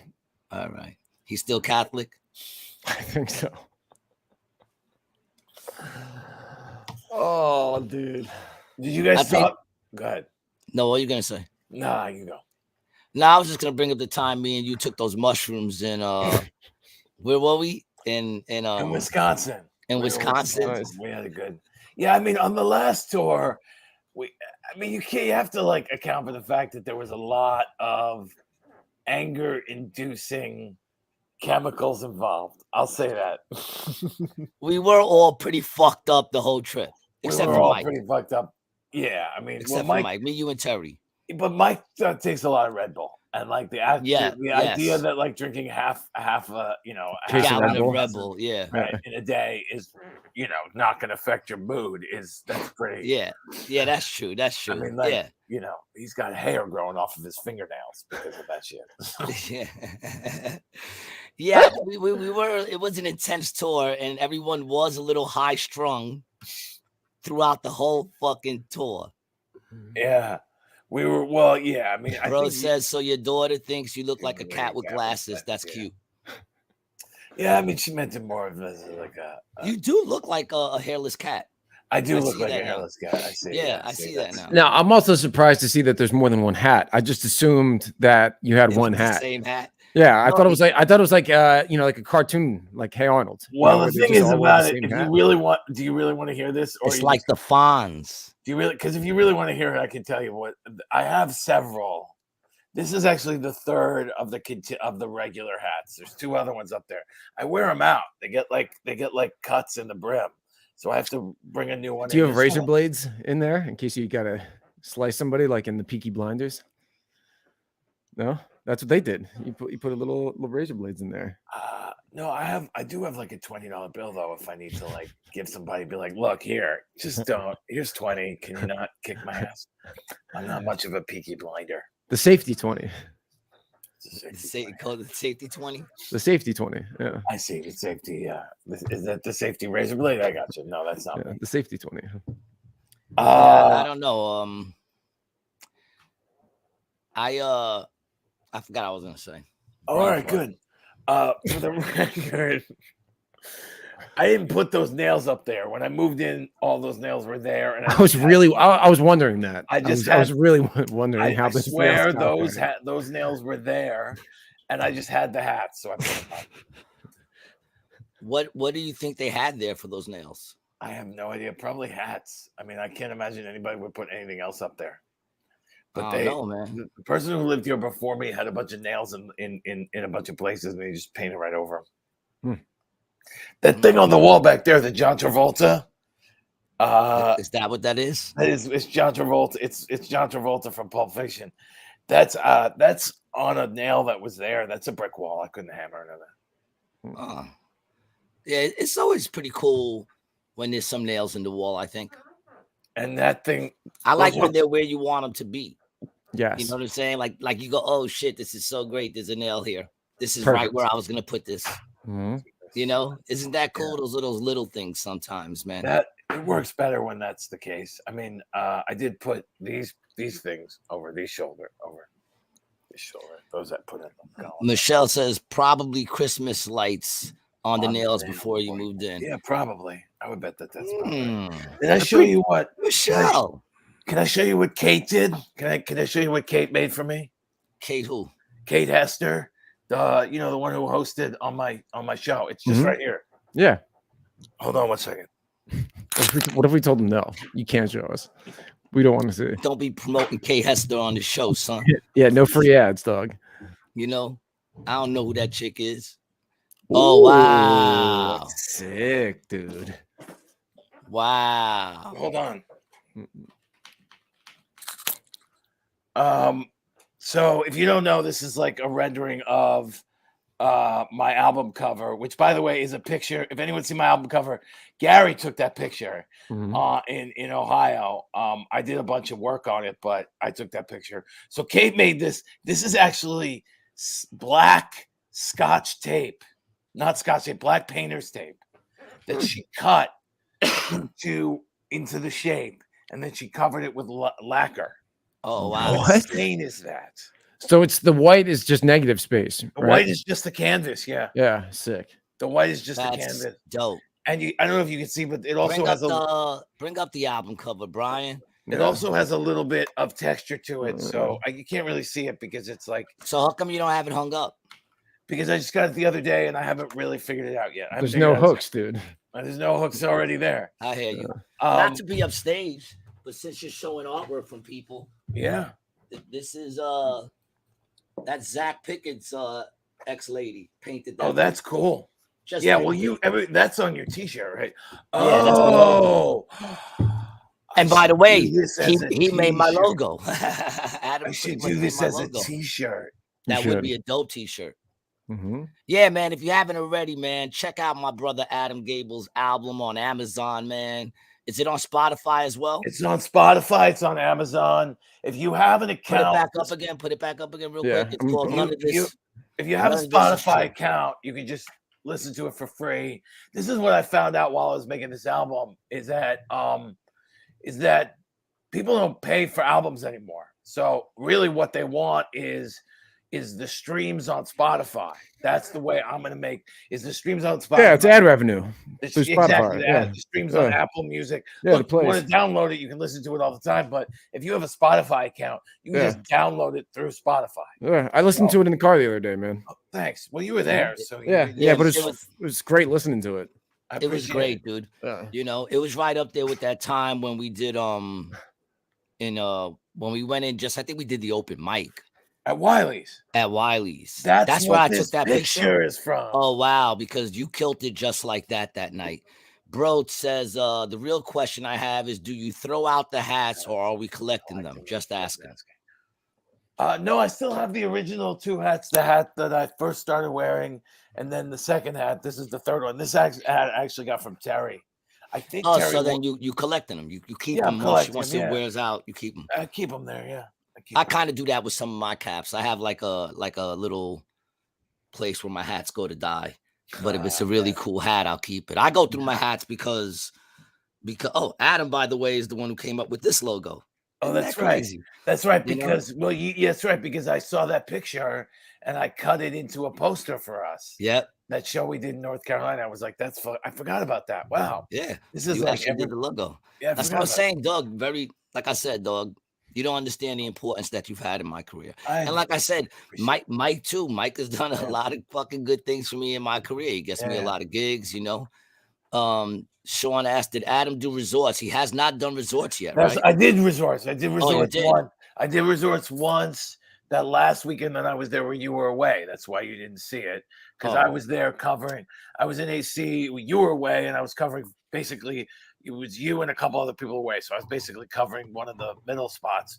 But I'm back at resorts later this month. In fact, I am if you're an AC, if you're a fan of Atlantic City, I'll be out there. I'm at Tropicana. So yeah, this weekend. Saturday at 6 and Sunday at 8 and 10 at Tropicana. And I'm at resorts on Saturday at 8. And we're on those shows together, right? I think you and I are on all 3 out of the 4 shows together. There's one show that Buddha's headlining that I'm on. Yeah, I think they just changed. Yeah, right. So that's it. Go to the right there. Go right there, and that's got all the lists. That'll show you all the shows that I'm on in Atlantic City. I try to keep that up to date. Big weekends, like if I'm in Atlantic City, or like you can see, I'm at the Church of Satire in Hanover, Pennsylvania next month. I try and keep those things up because I think people get more excited about those destinations. Like if I'm going to be near Harrisburg, and people are like, oh, you know, if you want to come see me in Hanover, I want to make sure that that information is accurate. But, you know, if you're coming to see me in the city, maybe double check with me the day of, because clubs tend to move things around and we don't always, you know, keep our websites up to date. We pulled that show out of our ass last night. Yeah, right. When I talked to you at like 11, you didn't seem like it was. I was we had 5 pre-sold. Now they've got these. They have a new rules at the pair that make it kind of difficult for us, just based on. Oh yeah, right on. Make sure you give me a good entrance song. Yeah, you got to give me a song that you come out to. Oh, that's Sean. Oh, yeah. That's right. Yeah, right. Yeah, that's DJ Shawnee Sean. I got to tell you something, DJ Sean. I love that theater. I'm such a fan of that theater, and I used to do production before I was a comedian, so I have total respect. I know all about that about how cool that venue is. That's a dope venue to see any kind of show, and you guys do a really good job keeping it up. So thank you, Sean, for doing that for those of us performers, because I know most of these fucking ignorant comics that AC jokes can't think about the fact that there's some people putting on the show for them. Man, he'll tell you, man. I've always from your lips to God's ears. Yeah, exactly. I always think all them dudes. The dude, you know, Sean's gonna open my fucking. He's gonna open up my fucking curtain when I do Madison Square Garden. Oh, that's dope. That's a good. I mean, like the people go, oh, he said, no. That's the last person that you see before you walk out into the audience. The job is not opening the curtain. The job is opening the curtain. People don't understand. No, that's why I love Sean. From the minute I met him, I knew that he understood he was part of the show. Exactly. Because when he first went, he told me, I'm going to open the curtain for you. I was like, cool. No one ever did that. And then he did one of these. You know, he had me like this. The music started. He was like, and then he went. and opened that shit up, man. I was like, oh, this motherfucker knows he's part of the show. He's timing everything. You know what I'm saying? You know, yeah. Sean says lots of history there too. It's cool, man. Production's sick. Yeah, Running shows is sick. I love live shows. There's nothing better than a live comedy show. yeah. I mean, what's interesting to me is that I got out of performing early on because It was a lot of stress. But then I started putting stress upon myself, even back. Like I would stress if I called the light cues wrong, or I would stress if I called the light cue right and the performer did it wrong, and then it got fucked up because everyone would be like, "Oh, well, the lighting guy fucked it up." So I was like, "Well, if I'm going to stress about that, why not, have the balls to go out on stage, right? If I'm going to Well, you do stress, boy. Don't fuck with his lights. He's very upset that he got the credit for the lighting on my special. Because it wasn't his lighting. It wasn't his lighting. That's the problem. Dude, the person you should be upset about is the person who didn't want to spend any money on the lights. I'm not upset at on all. hiring a lighting person. That's what you should be upset about. I was upset that somebody said we credited you even though we didn't use your lighting, because that's bullshit. First of all, you did use my lighting. You made a minor change, which doesn't get rid of what I did. Number one. Number two, why would you say that? That's just a shitty thing to say. That makes it sound. I didn't say that, did I? No, it was not you. Yeah. No. If it was you, I would have told you. It may or may not be someone who did a lot for our careers.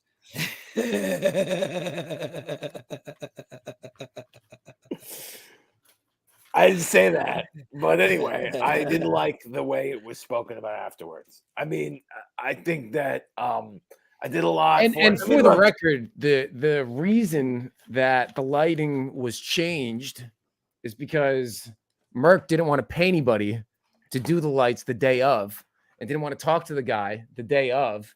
So I was running all the cameras and the fucking lights and the sound.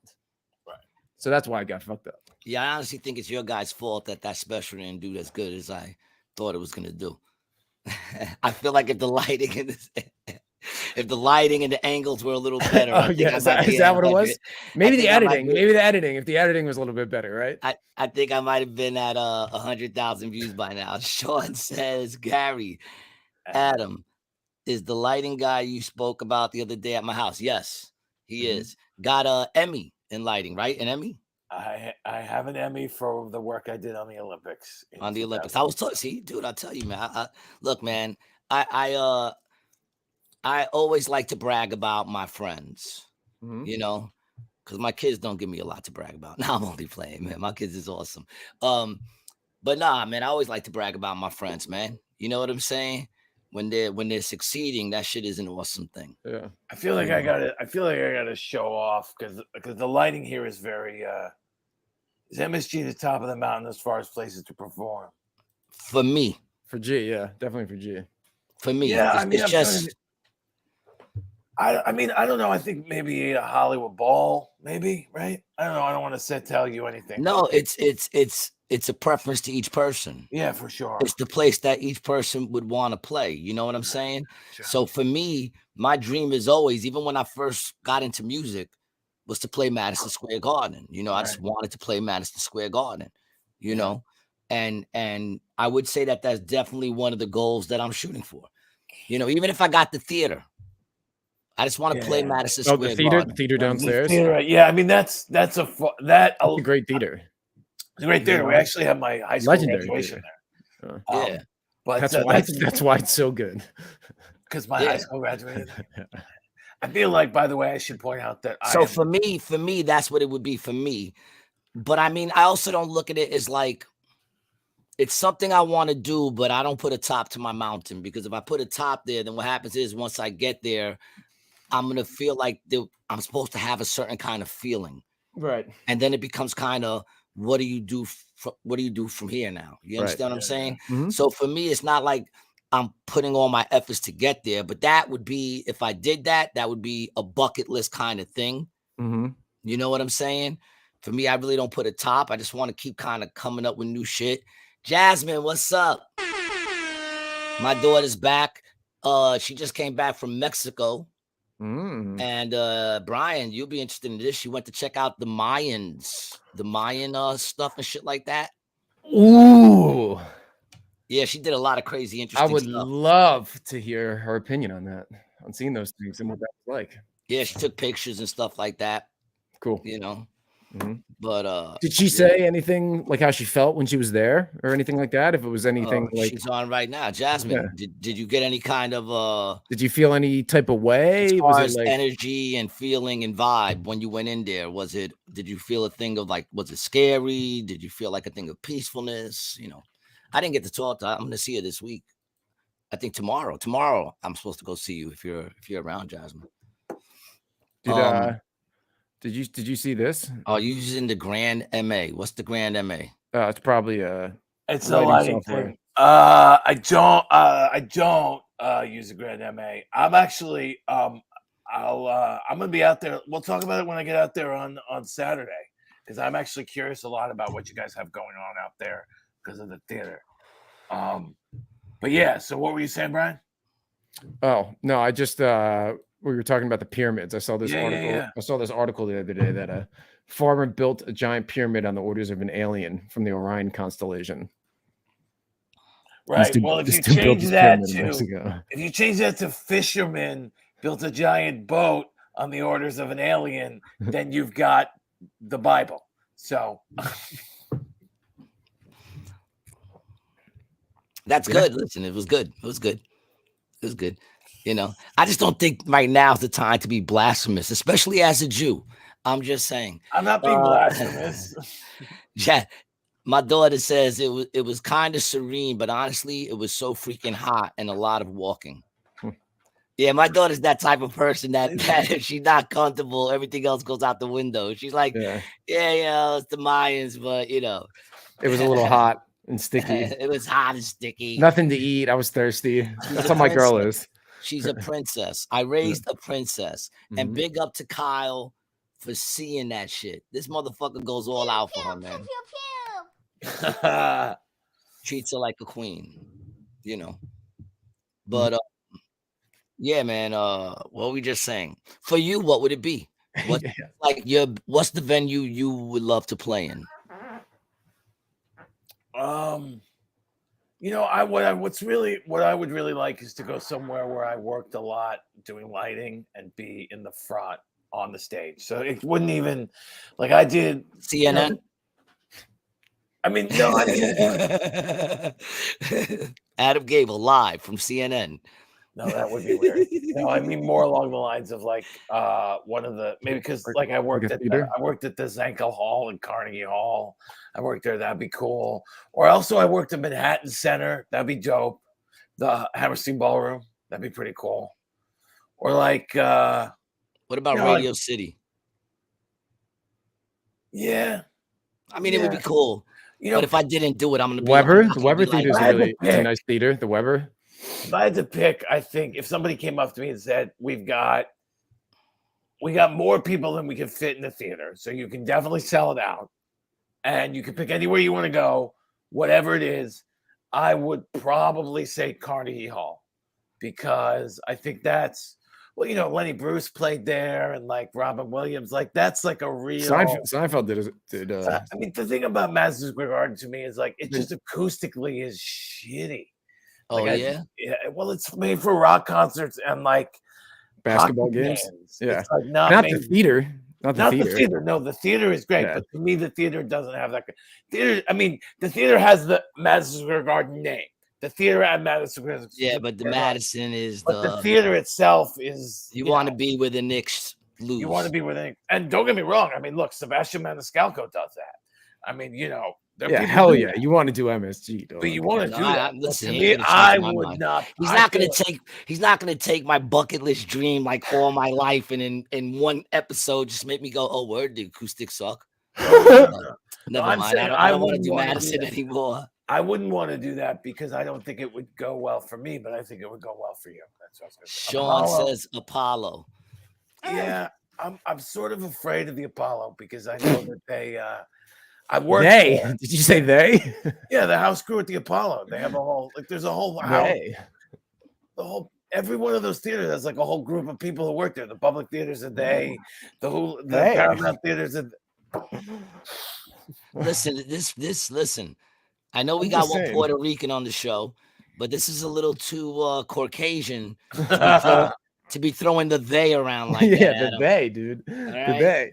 You know, I don't know what Next thing you know, they he's gonna are be- doing up there in that neighborhood. I've worked Exactly. at the Apollo. Next But thing you know, I am afraid of going into worked- that I've worked- place.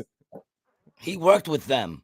You worked with them. I worked at the Apollo. Yeah, and I bet you get your Chinese food from the Orientals. Yeah. Yes. Hit it. One per episode. One Oriental per episode. One Oriental episode. I think that I need an audience that is a little friendly. Why no black chicken? If you don't understand how a house has a personality, you're like turning this into the theater has a personality. Dude, the more you try to explain, the worse you look. Are you serious? I swear, you gotta believe me. No, you Never gotta believe me, defend dude. yourself. Never defend yourself. Ugh. Let your motives speak for themselves in your own heart. Let's go to some of the comments real quick. Yo, Sean says, Sean asked if the Apollo, we already did that. Michelle says, what prevents you guys from getting to appear in bigger venues like MSG? Is it because you don't have agents booking you? It's Brian's fault. Well, I don't think I'm getting booked anywhere after the thing I just said 2 minutes ago. But Well, he's definitely not getting booked by them.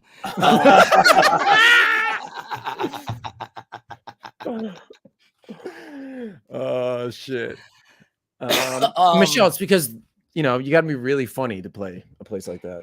Nah, you have to have. Look, I said this throughout my whole time ever getting into comedy. Mhm. Every show is a bringer. Yes. Every show is a bringer. Even when Maniscalco plays MSG, it's a bringer. They give him that spot because they know he's gonna bring enough people to fill up MSG. That's a really good way of putting it, dude. Every show's a bringer. And Michelle, let's keep it real. Until you come on a Tuesday and you got to sit with us in the comics booth because there's 6 people in that booth. You know what I'm saying? So now you got to sit with the comics because you come every fucking night. So now you got to take the loss and sit with the comics because the place is jam-packed on a Tuesday and everybody there is coming to see me. And I'm doing that every day of the week. Then maybe we'll go together and we'll see if MSG will give me at least a theater. I got to be able to fill it up, And the truth is, the talent ain't just enough. It's not, dude. In any field, the talent it's like that thing where the in a pinball machine where the pinball lands at the right moment and bing, bing, bing, bing, bing, bing, bing, bing, bing, bing, bing, bing, bing, bing, bing. You got to get that. You can get 3 bings and then your pinball falls in the gutter and you start over. You got to get the bing and the. It's just a combination of talent and serendipity and the right people pushing you for whatever reason. Who is the serendipity you speak of? Serendipity is my dog. She's sleeping right now, but no, serendipity just means good fortune. Like Sean says, I'll make it sound good at MSG. At MSG. Yeah. Oh, it'll sound good. The traveling runner says, you want to be where Ali fought Frazier. Yep, I do, man. Bro says MSG is the Mecca. Has a nice ring to it. You made it. Yeah, man. Listen, in all honesty, man, and this is how I started thinking, I think like the beginning of the year, and it's definitely helped me a lot, man, which is I made it. I set out to do comedy and be in a place where that's all I do is comedy. Mm-hmm. And I do that. Yeah, you know what I'm you saying? made it. I made You're it. there. I'm there. You know what I'm saying? This is the ride. This is the story. When I die from coughing by myself in some room, and I just had that last cough and I hit the floor, and then they tell my story, this is all of it right here. I realized that, if you just get to where you want to be, where that's a 10-minute story right there. You got to drink the adrenochrome. Nah, man. I don't. It all depends on who you want to tell your story. I'll be happy with like some little rinky dink, you know, this is a G Studios production. Yeah, a Brian on Licata Amazon. documentary. Yeah, there you go. You know, Yeah. which by the way, we already started working on that. Yeah, dude. It's gonna be, I think, my first full length. It's gonna be Yeah, long. man. You're gonna have to do some episodes. We're gonna have to break that shit into episodes, baby. Yeah. Yep. Mama. Everybody say hi to mama. Don't look at her butthole. Filthy bastards. Michelle said, well, once on a Tuesday, it was more busy than last Friday. Friday was dead. Was I at Trop on Friday? I think I was at Trop on Friday. Yeah, it's been a little. I mean, listen, man, it is what it is. But like I said, you know, I've always wondered what it was. Right. I kind of blame myself too, because I never really understood like fans. Like I'm a fan of a lot of things. You know, I'm a fan of a lot of groups and shit like that. But like I never understood like when people go to see someone, they start crying, you know, or they'll follow them from state to state to state, you know, or go to every single show, you know, like I just never really understood that. So I said, since I really don't really understand that, maybe that's why I don't have a lot of fans. Maybe if I understood it more, you know. Dude, you would get a ton of fans if you posted stand-up clips. 100%, you know. And you know, isn't that ironic? Isn't that ironic?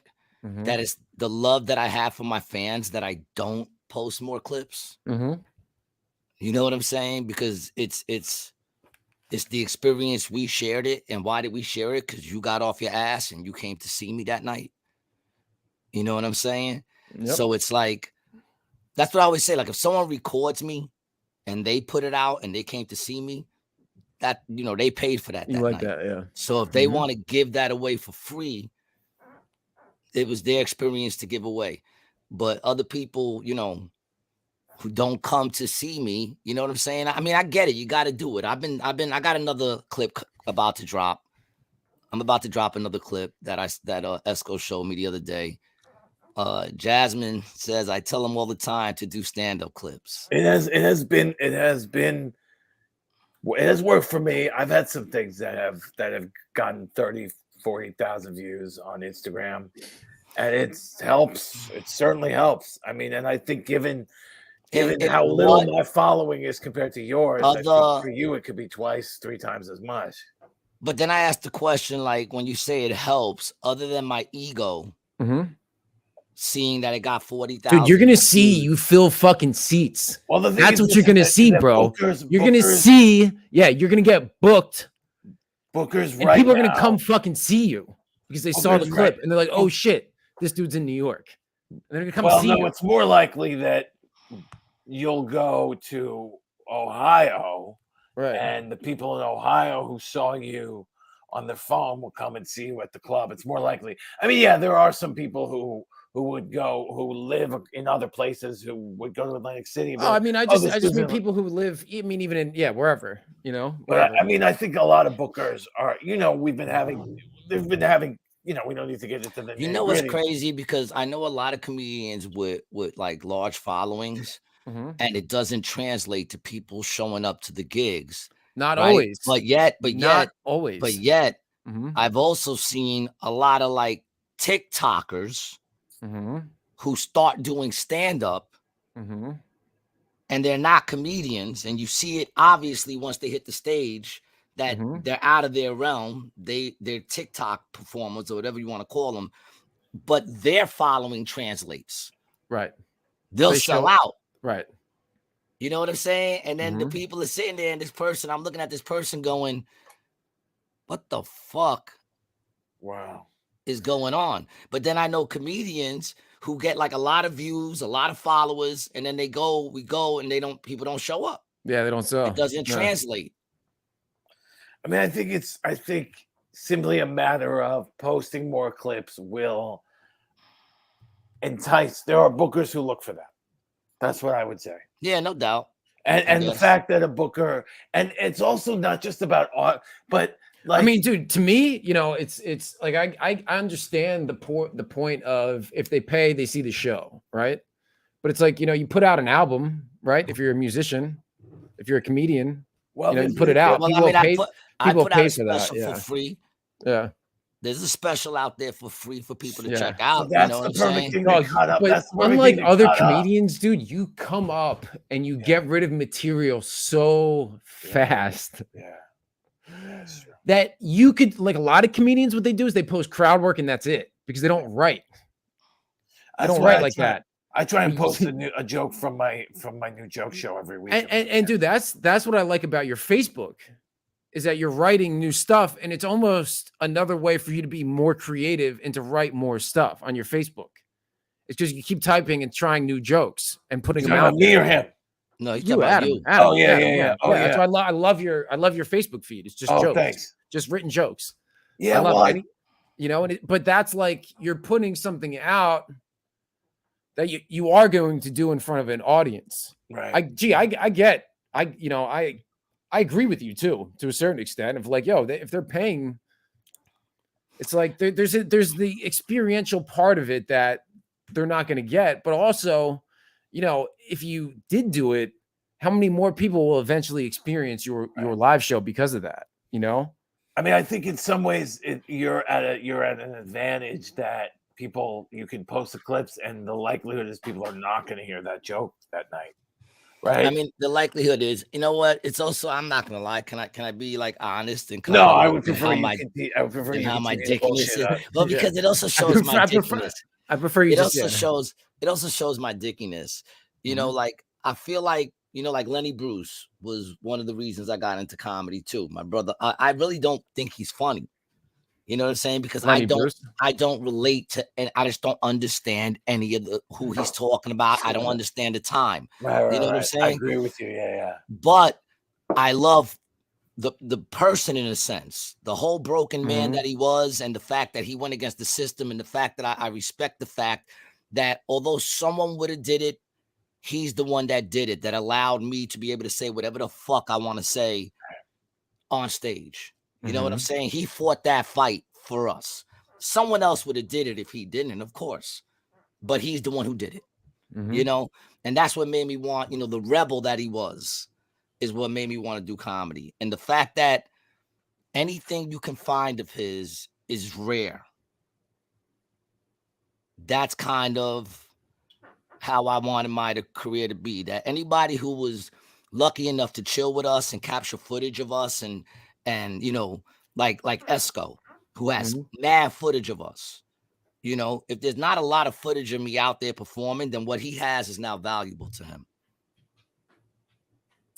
You know what I'm saying? Yeah, I mean, you can And I've also even, just you know, also it's post kind of more. that thing. It's kind of that thing. It's the whole aura of me. You know what I'm saying? Yeah. Like, in other words, if you want to get a piece of me, come out and connect with me. I get it, dude. And I get it. I fucking get it, put dude. 'em I out. get it. I have to put stuff out. I got another clip getting ready to drop, and I've dropped clips, and the truth is, I find it to be discouraging Why? because they don't do as good You as y'all motherfuckers say they're gonna do.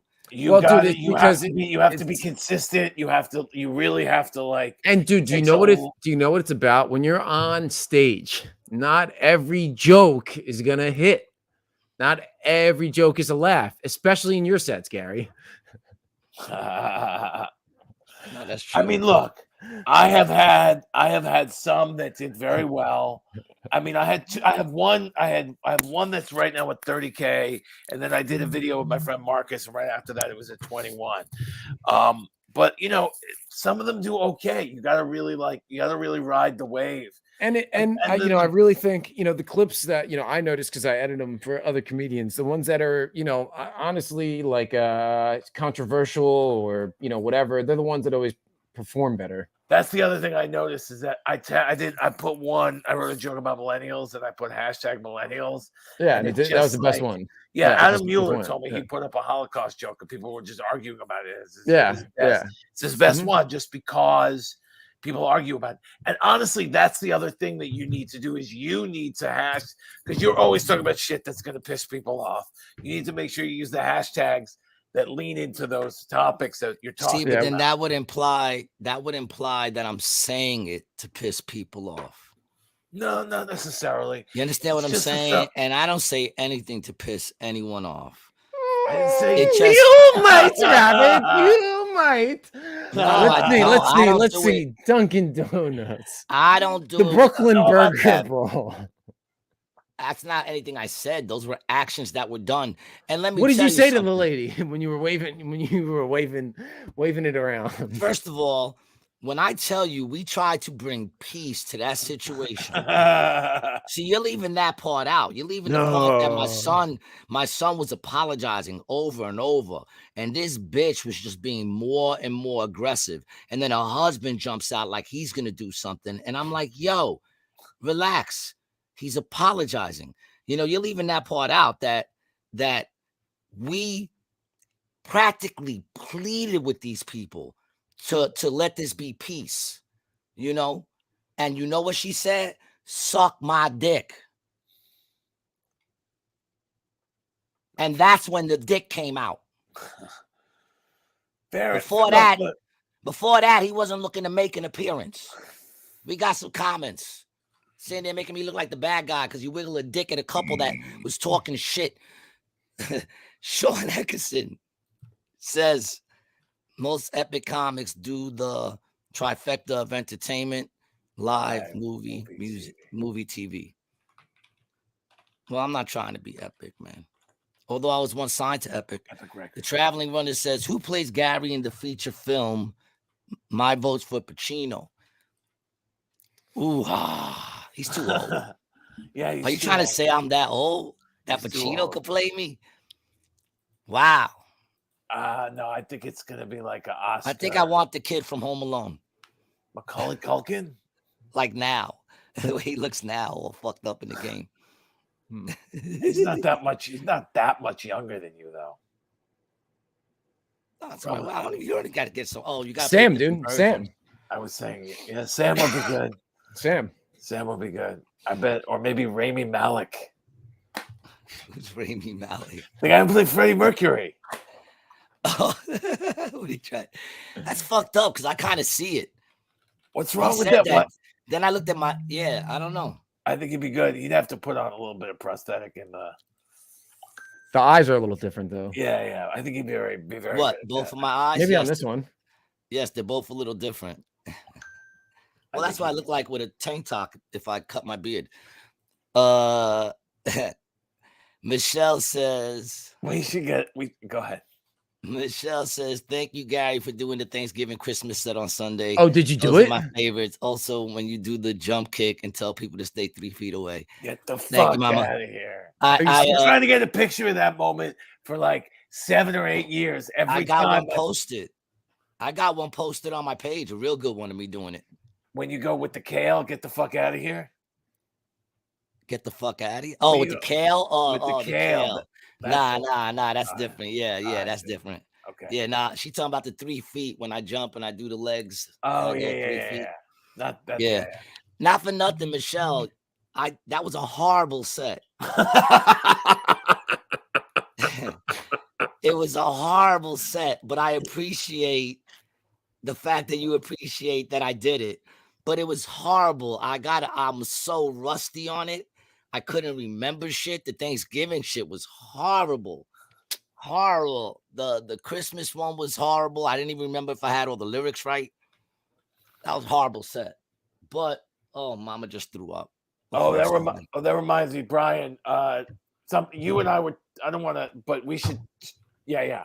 I got some availability later this month, so let's make sure we talk about that. Cool. The Traveling Runner says, did any of you people watch The Marvelous Miss Maisel? Yes, I watched that. A lot of our friends were in that shit, right? Yeah, we had some people on it. Ken Perlstein was on it. Kevin Bartini, who we used to work with at Dangerfields, he was on a couple episodes. He I think spoke. Jordan, what's his name? Jordan Ferber was on. Yeah, we knew a bunch of people who were on it. Yeah, for sure. And I knew some actors too was on it. Yeah. Bro says comedians are the boots on the ground that are more honest than the news and can still get away with it in the name of comedy. We need you guys. Thank you so much, bro. I appreciate that, man. When we're like I said, I hope we're in the prison camps together. Michelle Malducci says, I don't care. I loved it. Yeah. Thank you, Michelle. I'll see you Sean this weekend, Sean. Peace out, Sean. Yeah, no, that set was horrible. As I was doing it, I was like, dude, man, what the fuck? You're fucking it up. You know? I started off okay with the Halloween shit, but I forgot so much of the Halloween shit. Yeah, And I then don't remember. I was trying to build new stuff on it, and it was in the New Year's. I don't really remember. I'll get it together. I'll get it together. I haven't done it in a long time. Now, this is the thing: is that I mean, you should be like when you start seeing Spirit Halloween, you should be like, all right, I got to start reviewing this material. Because people, no joke, people come out every year. I mean, you know, people have an annual tradition. A lot of people go to Atlantic City once a year. A lot of people like it for Christmas and shit like that. And I think there are people who go back and they want to see that bit, and yeah, they want to see you build on it. No, I've had people come to me and say, dude, you didn't do the Rudolph thing. And I'm like, it's June. I got this joke that I do. I go, it's getting cold, right? I don't mind when it's cold. It allows me to engage in my favorite cold weather activity, complaining, right? It's also my favorite hot weather activity. So come back in August when I'm doing that joke the other way around. I love that joke. No joke. I could do it both ways. And I just I swap it around. It's cool to have it works better when it's cold, when I start with the cold and then I do the August, but the joke works seasonally. So maybe you need to rewrite the Rudolph thing for the Easter Bunny. Oh, I forgot about Easter. No, what Easter already passed, didn't it? Yeah, Easter is in the spring. That's what I was saying. Yeah. I should come up with a little Easter bunny thing. Come up with an Easter. I don't know. Yeah. I could do that. I could probably do that. I gotta care. You could be like Charlie Brown, where you have like a special thing for each holiday. You know, it's crazy though, because and that's what it was. You want to know why it sucked, Michelle? Because I'm gonna keep it real. It wasn't like sincere. I did it to do it. You know what I'm saying? I didn't necessarily feel like I went into it the right way. I didn't feel like I naturally wanted to tell the stories. So they were a little weird. I screwed up the Thanksgiving one, so I don't know. We'll see what's up. I'll get it together. It'll naturally start to come to me, I guess. What was I gonna say? Fuck.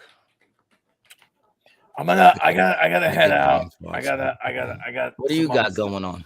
Well, I got my new joke show this afternoon, and we got writing at 6. So I like to try and get there early. So I got to leave at like 4:30, and I got to get my notes together. So what is that new joke show? So the at West Side Comedy Club on Tuesdays at 6 o'clock, I do a writing group with like me and a couple other people, and then we do the 8 o'clock show where it's all new material. So every Tuesday at West Side Comedy Club at 8 o'clock. It's called Not Right Bananas. It's a free show, but it's quality comedians. I get stellar comics who come through. I mean, I'll tell you who I have. Corey Kahaney's going to be on this week. She's been on Last Comic Standing. I got Erin. Yeah, that's the one. And every week it's like I said, it's a free show. The food is great. We have people who come by and check it out just because the venue is dope. The venue's dope. That's where I did my album. Yeah. That's where a lot of people are doing their specials now. That's where I ate a nice decent sized dick the day he did his album. Well, I never really do good at West Side Comedy Club. We'll have you back another time. I know. We'll bring you back. We'll give you. Well, I just don't have you come on the Tuesday show because 10 minutes of new material. That's every night of the week for you. So it's like the point of, and for you to drive to, I told you when you're in town on a Tuesday to hit me up. But that's the reason I haven't had you. I'm not even getting on you for that, dude. I just want you to promote the show, that if there's any listeners in New York City on a Tuesday and they want to go to a free show over at the West Side Comedy Club and hear a bunch of top talented, upcoming, and already popping off comics do new material, to check out your show. Yeah. I'm getting really good at these reads, right? You are. Man. Listen, we got the holidays coming up. You're probably thinking of something to get for somebody you love, even you, Adam. right? You might be trying to think of something to get for someone you love. Well, I'm going to tell you right now, you know what you need to get? You need to get the best communication adult tool game ever made. What is it? XXX Playground, the board game. How do you get it? You go to XXXplayground.com. All right. And you just pick some cards with someone you love and up to 6 other people that you might not necessarily love. 12. That's 10? a party. All right. Roll the dice, get fist deep in someone you love, and get the other hand in someone you might just kind of like a little. See, I go to xxxplayground.org because when I buy sexy board games, I like to do it for charity. You know. Well, Gary, Oh, what if yeah, you well, wanted to some of get a pair of these rated G shorts? Oh, that's pretty dope. Oh, yeah, man. If That's you want to pretty get good. yourself, and look how it accentuates the butt. All right. Look at Dope. that. Look at that. You have our name splattered across each cheek. If you want to get some dope rated G drip and also support the podcast, go to brianlicata.com/shop. Brian T. Licata. briantlacata.com/shop and pick up some of the latest drip That's and pretty mugs dope. That's pretty and dope. hats and all that shit, man. Go check it out. And it supports the podcast, man. You know. And Adam, thanks for being on the show. Check out his album. None of this is true. None of this None is of this true. is true. None of this is true. Yeah, man. And you was wearing short shorts. No, Brian is just short. So every No, Brian's like 6 foot something. Aren't you, Brian? What are you? What are you? 6'3", 6'2", 6'2". I guess we're the same size. I was just trying to hop on the joke, but thanks for ruining that. Well, listen, That's man, my you better fault. come correct, man. My listeners won't even let you get away with that, dog. You got to come correct on this shit. Bro says sometimes we have to fake it until we can actually make it. The thing is to make an attempt. Fair enough. Oh yeah, man. Listen, I'm just doing it. Like I said, I'm already doing it. I'm a successful comedian. No one could tell me I'm not. If I was died thinking that today- actually the other day about how you make your living performing as a comedian, and there's not a lot of people I know who can say that. I know a lot of people who make money as a comedian and make a living doing comedy adjacent things, and sometimes that's performing. I'm not knocking being a writer on a show on Comedy Central. Oh, but hell at no. that point, that's not the same as making money as a stand-up. You make your money as a stand-up because you are too lazy to do anything else. I'm doing this show twice a week. We're supposed to be going 3 times, but Brian's been slacking on the weekends. It's all right. All Dude, right? that would be 9 hours a week. I do the radio every Monday. It's all Baby, stand-up. there's no It's all laziness stand-up. here. My hustle ain't what it used to be, but I still got a little hustle left in me. Brian, you have a hairy ass. Do you have a hairy ass? Yes. Just asking. What do you think? Yeah. Covered. Yeah, man. It looks like it's like triple the hair that's on my arm. It probably looks like one of those bonsai trees. It's like this. Ooh. I trim it and keep it. I give it a number 1 every Friday. Ooh. But it keeps you warm in the winter. So who am I to knock you? Gary also has a hairy ass. I'm Gary's hairy ass. Adam, man, I'll see you this Saturday. Adam's going to be with me this Saturday in Atlantic City. And if you're in New York, me and Adam run the Not Quite Tuesday midnight show over at the Grizzly Fair every single Monday. Right. Thanks for coming on, Adam. Thank you for having me. I appreciate you guys both so much. Are we still going? What are we doing? Yeah, we were still going. Why? You want to hang up? No, he's leaving. I'm not leaving. Yeah. All right, cool. All right, I'll see you guys. Thank you so much. Well, you're Peace doing the out, ad read. baby. I wasn't sure if we were wrapping it up or No, did what. I tell them where to follow you? Did I tell them where to follow me? Or was I just saying bye wasn't to Adam? sure. You know? The Trying to get rid of attitude. me? No, listen, if with you the want to stop, we attitude. can stop. No. No, I don't know. Maybe you want to stop. I don't know. What do you got to eat or something? I'm a Is little your little bladder giving you problems? You got to tinkle? hungry. Got to do a little pee-pee, a little piss-piss? Little ping. Little ping pong. A little bing bing and ding ding. A little y'all are getting estrogen. Estrogen. He is. You see how he's picking a fight with me right now? I'm not picking a fight with you, man. Okay. So what else is good? Where do we want to take this? Do you want to get into the topic that I had set up for today? You have a topic for us? Well, Hold on, bro says, dude, I started trimming and it came back faster and thicker.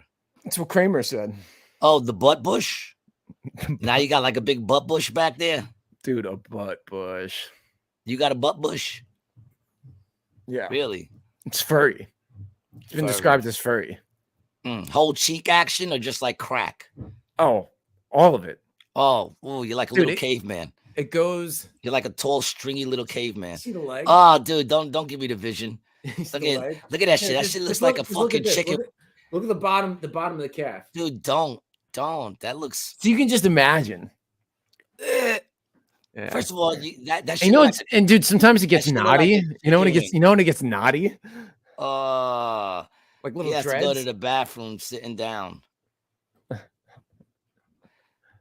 How cute you two are.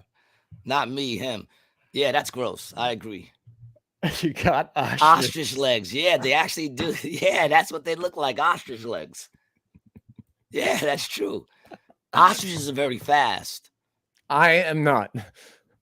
I'm slow, dude. You got to tap into your inner ostrich. Dude, deceptively slow. When you watch me run, you'll be like, wow, you're shockingly slow compared to what I thought you'd be. Shockingly How slow could you possibly be? You got long ass legs, dude. I grew into the legs. When I was a kid, dude, I was not coordinated. Grew into the legs. Yeah, like my body, like I adapted to the leg. I had the longer legs before I knew how to use them. You know what I'm saying? Such a shame. Mm-hmm. Long legs and being slow. That's like being fat and having no ass. Bro says, I bet he could take a pounding and go all night long.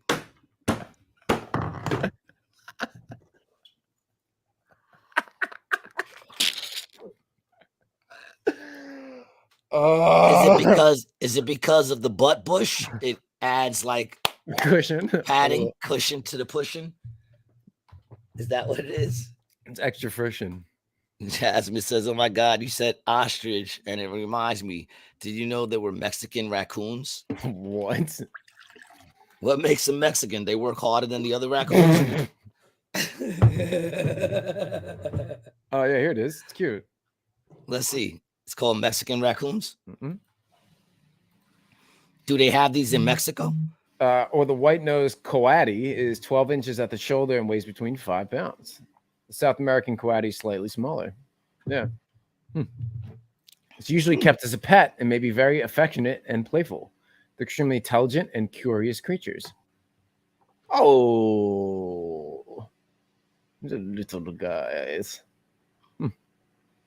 My son just texted me out of nowhere.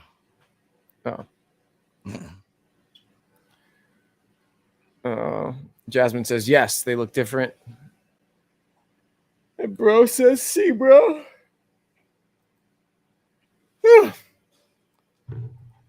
Yeah, man. The Mexican raccoons. I was just saying, man, I was talking about raccoons yesterday, man. You know, are they like, do they even have like the thing? Let me see it again. Oh yeah, but it's kind of like why are you throwing up all over the place, this cat, man. Oh yeah, look, it does. Whoa, where we go over there? It does have a little bit of a raccoon eyes. Yeah, well, they look kind of like panda eyes. That raccoon might have been molested. You know, dude, raccoons are cute. Dude, they're little gangsters, man. In the old house, yo, we used to have a bunch of them. And I remember the first time I ever saw one, man. They were like, you know, them motherfuckers will steal your garbage can. Yeah. You'll see two of them shits pulling that shit down the block and shit with their little mask. So is it related to like a cat or a dog or what? It's a marsupial, I guess, or what? What is it? I don't know. You're the one with the computer open, man. Why are you asking us, right? What the fuck? Isn't that what he's here for? To answer our questions, not ask them? What the fuck? I mean, I was posing a question as a sequitur into our next topic of conversation. And they got little hands. Any animal with little hands, man, How can you not give a shit about a raccoon chased my dad up the deck once? Yeah, I mean, it could be. I once like came head to head with one turning a corner, and we both stopped, and he came up on his hind legs, and we looked at each other, and I said, "Look, dude, I don't want no beef." And then I just backed up, and I walked around the corner, and then it crossed the street, and I went my merry way. But I like raccoons, man. They're fucking cool. I want an otter. Yeah, bro. Otter's my favorite. That's what I want, man. Me and Yeah. Mark were checking out these otters. This person has 2 otters. You can get them, bro. You know, You yeah, can get get one. otters. You can get an otter. Yeah, you're not in a lot of states. You're not allowed to have them, but you can definitely get one. Of course, I had a ferret.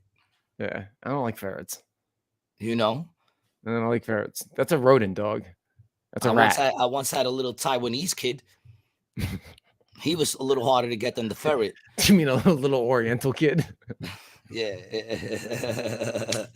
yeah, man. I had to give him back. Did you get him from the Oriental Every Trading time Company? I fucking left the door open, the motherfucker would try to run out. I had to give him back. They're hard to return. So if you're thinking of trying to get yourself a little Taiwanese kid, just remember. How did he feel about mainland China? I don't know. Yeah. They sewed his lips when they bought it.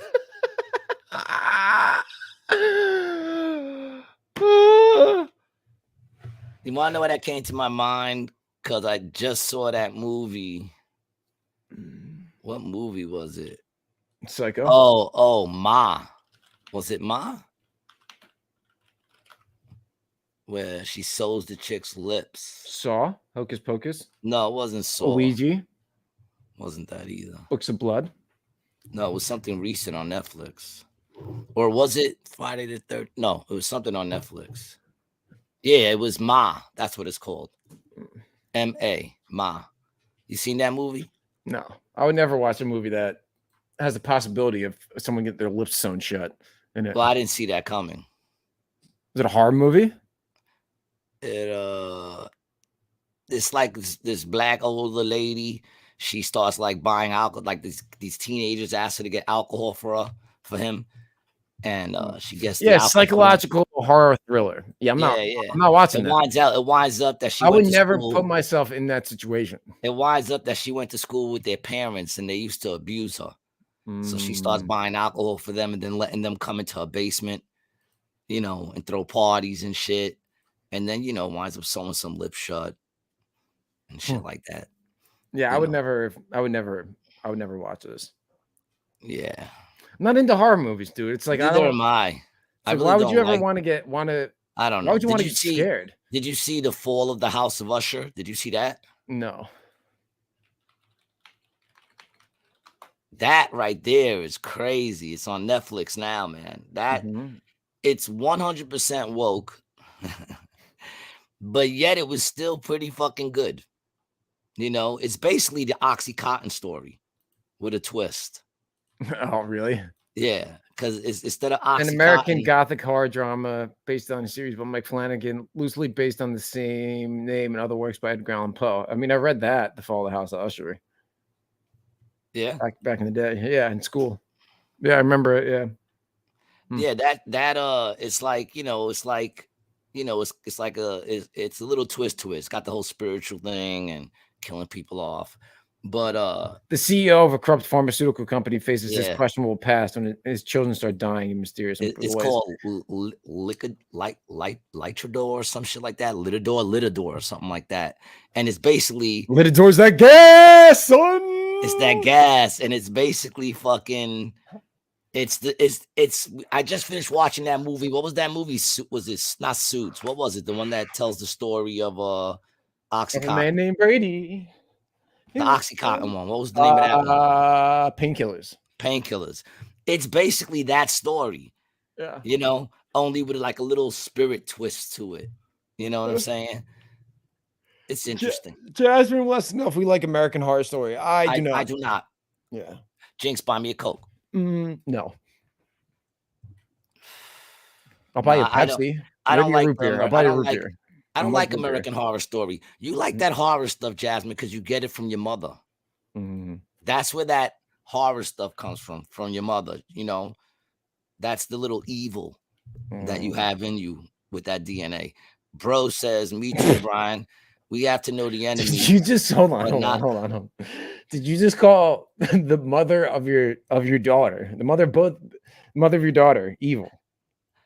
No, I said a little bit of evil. It's not that scary though. No, of course, because you got that little bit of DNA from your mother, so it has to be very, very scary for it to be scary for you. Mm. You know, you like that horror stuff. I don't like that horror stuff. I feel like women like horror stuff. Yeah. You know, what did bro say though? Me too, Brian. We have to know the enemy, but not let him in my thoughts. I don't entertain that shit. Yeah, it gets to a point like, I mean, I can't say like I just saw Friday the 13th the other day in the theater because it was like the original one. It was in the theater, it was $6, right? So I actually don't care for horror stuff that much. I like slashers, but no exorcism stuff or spiritual stuff. Oh. It's all spiritual. But yes, I'm kind of like that too. Like I like a good like murder drama where they're like hunting, the cops are hunting down a serial killer type shit. I can get into that stuff. But even some of that stuff, it's like, they get into these points where it's not so much the cop catching them, it's more like the glorification of the killer, where they get all these, all these crazy ways of like murdering people, And I feel you, bro. We do have to, we are what we eat. Everything that's said in the physical has a spiritual application to that as well. So when they say you are what you eat, that's the physical, the shit you put in your body. That's how you're gonna feel. But it's also on the spiritual thing of the things we put into our mind and our heart. And that's why, with Simeon, who's been on our show a couple of times, he has a lyric where he says, we got to protect the heart. That's why God made ribs, because out of the heart is where the thoughts of lust and evil and all that shit come from, and then it goes into the brain and then it goes out into the atmosphere. So yeah, we got to be careful. All that shit seems weird to me, man. It's almost like a little satanic. It kind of is. It is. Yeah, it's like the same thing with like Halloween. Like even as a young kid, I hated Halloween. It creeped me out. I'm like, I have no idea. Why would you ever want to get scared? See, my Fear daughter, is not a fun emotion. My daughter likes Halloween because when she was doing the Halloween thing, we were living in Glendale. Where like, it looks like it's the beginning of a Friday the 13th movie. Kids walking up to the houses and shit. I grew up in Queensbridge and Ravenswood. Bro, I don't Halloween even like wasn't the same. It wasn't the same. I tell that joke. I'm like, you could tell how good of a neighborhood a person grew up in by how much they like Halloween. A person who's like, yeah, Halloween's coming. They never got hit with a Halloween rock. Yeah. Which isn't festive at all. Never got their candy fucking jacked. They never got hit with a fucking, never got their candy jacked. In my neighborhood, people get their candy jacked all the time. Yeah, dude. Yeah. Oh, I remember this one year they jacked us for our candy. We were young. That was it. That was like the first crime anybody ever committed. Yep. That was the first crime ever committed on me. Yeah. A bunch of kids came and jacked me, my brother. We were little. They jacked us all for our candy, dog. And Halloween was never the same after that. I was like, fuck Halloween. Fuck Halloween, man. You out there letting your kids trick or treat. I hope they get a razor and an apple. And that's fucked up. Which I don't think that was ever true. No, I put razor blades in apples, dude, for sure. You do? Yeah. I've even put I put fentanyl in the candy bars I give out. That's what I do. That's what we're doing this year in San Francisco. Oh, Fetty bars. Fetty bars, dude. Yeah, Fetty bars. It's like a Snickers. Dope sick? Why wait? Grab a Fetty bar. Get a Fetty bar. Dope sick? Why wait? Grab a Fetty bar. Dude, it's funny? I was coming home from my boy's place last night and I was like hungry. And for some reason, the hungry, why wait? Grab a Snickers came in my head and I got a fucking Snickers on the way home. And you know what it satisfy you? It did, man. It does satisfy. It does, dude. That might be the best slogan they ever came up with because it actually does. Yeah. It does satisfy. And also what it's saying is hungry, right? So it's like, are you hungry? And it's like, yes, I am hungry. Yes. Why wait? So it's saying is, why wait until you're at the place where you can get the actual meal? Grab Yes. something now that won't fill you up, but it will satiate you until you can get to what you're going to eat. It And that's will what? It exactly will what what you? It will say. satiate. It'll solve. It'll fill. It'll That's the real satisfy. word. Satiate. Yeah. That's the real word. I'm Mhm. gonna trust you on that one. I'm not Yeah. even gonna Google you. Yeah. Satiate. Associate. Yeah. Satiate. Satiate. Yeah. So it's another Satiate. term for saute. He folded up his newspaper, his curiosity satiated. Adjective, satisfied to the full, satiated. Satiate with power or fame or wealth possessed. Fully satisfy, sate. I didn't know sate was a word. I just thought it was, I guess satisfy, the past tense. I'm pretty safe. Yeah. Oh, yeah, My- past. My past. cup it runneth over. Because I'm starting to get a little fucking whatchamacallit, shaky in the wrist when I pour my drinks. What? I did not get that. I said my cup it runneth over because I'm starting to get a little shaky in the wrist when I pour my drinks. Bum, bum. You missed it on that one. You had the opportunity, man. I didn't even know. You had an opportunity to come correct and you missed it. You I- know. Incorrect. What do you think about Gazelle Maxwell's whatchamacallit, the person who helped to put her in jail, The witness. the witness ending up dead? The witness dying, a mother of 5. Yeah, she overdosed. It's very, very sad. Yeah, let me The article you sent me is funny because it says, and conspiracy theories, abound. And then I read the article and they didn't give you one conspiracy theory. Yeah, that's how they always They didn't say not one conspiracy theory. So who's talking about it? You guys. There's actually an article that I want to go back to from a while ago. Let me find it.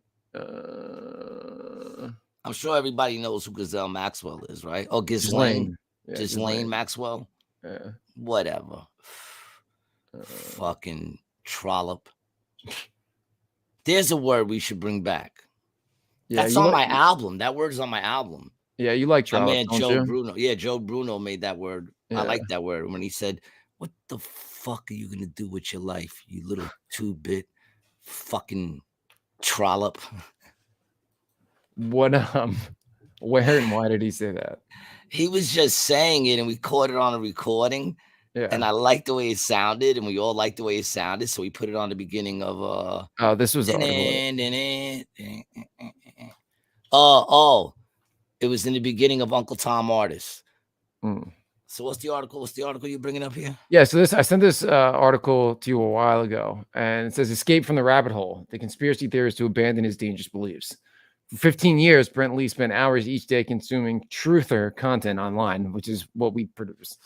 Then he logged off. Can he convince his former friends to question their worldview? Right. So they're showing this guy who I'm actually going to say isn't fucking real. Right. This is going to be my conspiracy theory on this conspiracy theory article. This, I'm going to say Bottle. Faggot, right? This faggot over here, dog. This fag, right? And you don't mean like gay? No, dude, not at all. No, this dude is a heterosexual cis. This is a cis. This dude, I identify him as a cisgendered man, and that's why I'm calling him a faggot, right? Okay. That's the person who wrote this article. No, probably would also identify as a cisgendered man. And actually, bro, now that I'm looking, her name is Amelia Gentleman, and she looks like a dude. You didn't know that was a chick? Well, no, obviously it's a chick. Hold on a second. Saying, Amelia Gentleman, that's her name. Amelia That's Gentleman. not real. Amelia Gentleman is a reporter and author of The Windrush Betrayal, Exposing the Hostile Environment. She won the Paul Foot Award, Cuddlip Award, and Amnesty Award. Journalist of the British Journalism Awards and London Press Club. She also won the Orwell Prize. I don't even think she looks real. Dude, yeah, these people don't look real, you know? Yeah, man. Okay, man. So the article, it's just... These are Mark's glasses, man. That motherfucker's blind as a bat. That shit just hurt my eyes. Gave you a headache. How is he surviving? I guess he's got other pairs. Yeah. Yeah. Okay, dude. So this article, I'm like reading it, and it's basically like trying to pull people back from the conspiracy content to the mainstream media. You want to read it or no? Yes. Yeah, because it's really interesting how it reads. I mean, I guess we gotta. You use the F word on this dude, so we got, you know. Friendly. Yes, it is, and it's also a cigarette. You know, that's why in England, when they say we're gonna go smoke a fag, means something totally different in Detroit than it does in England.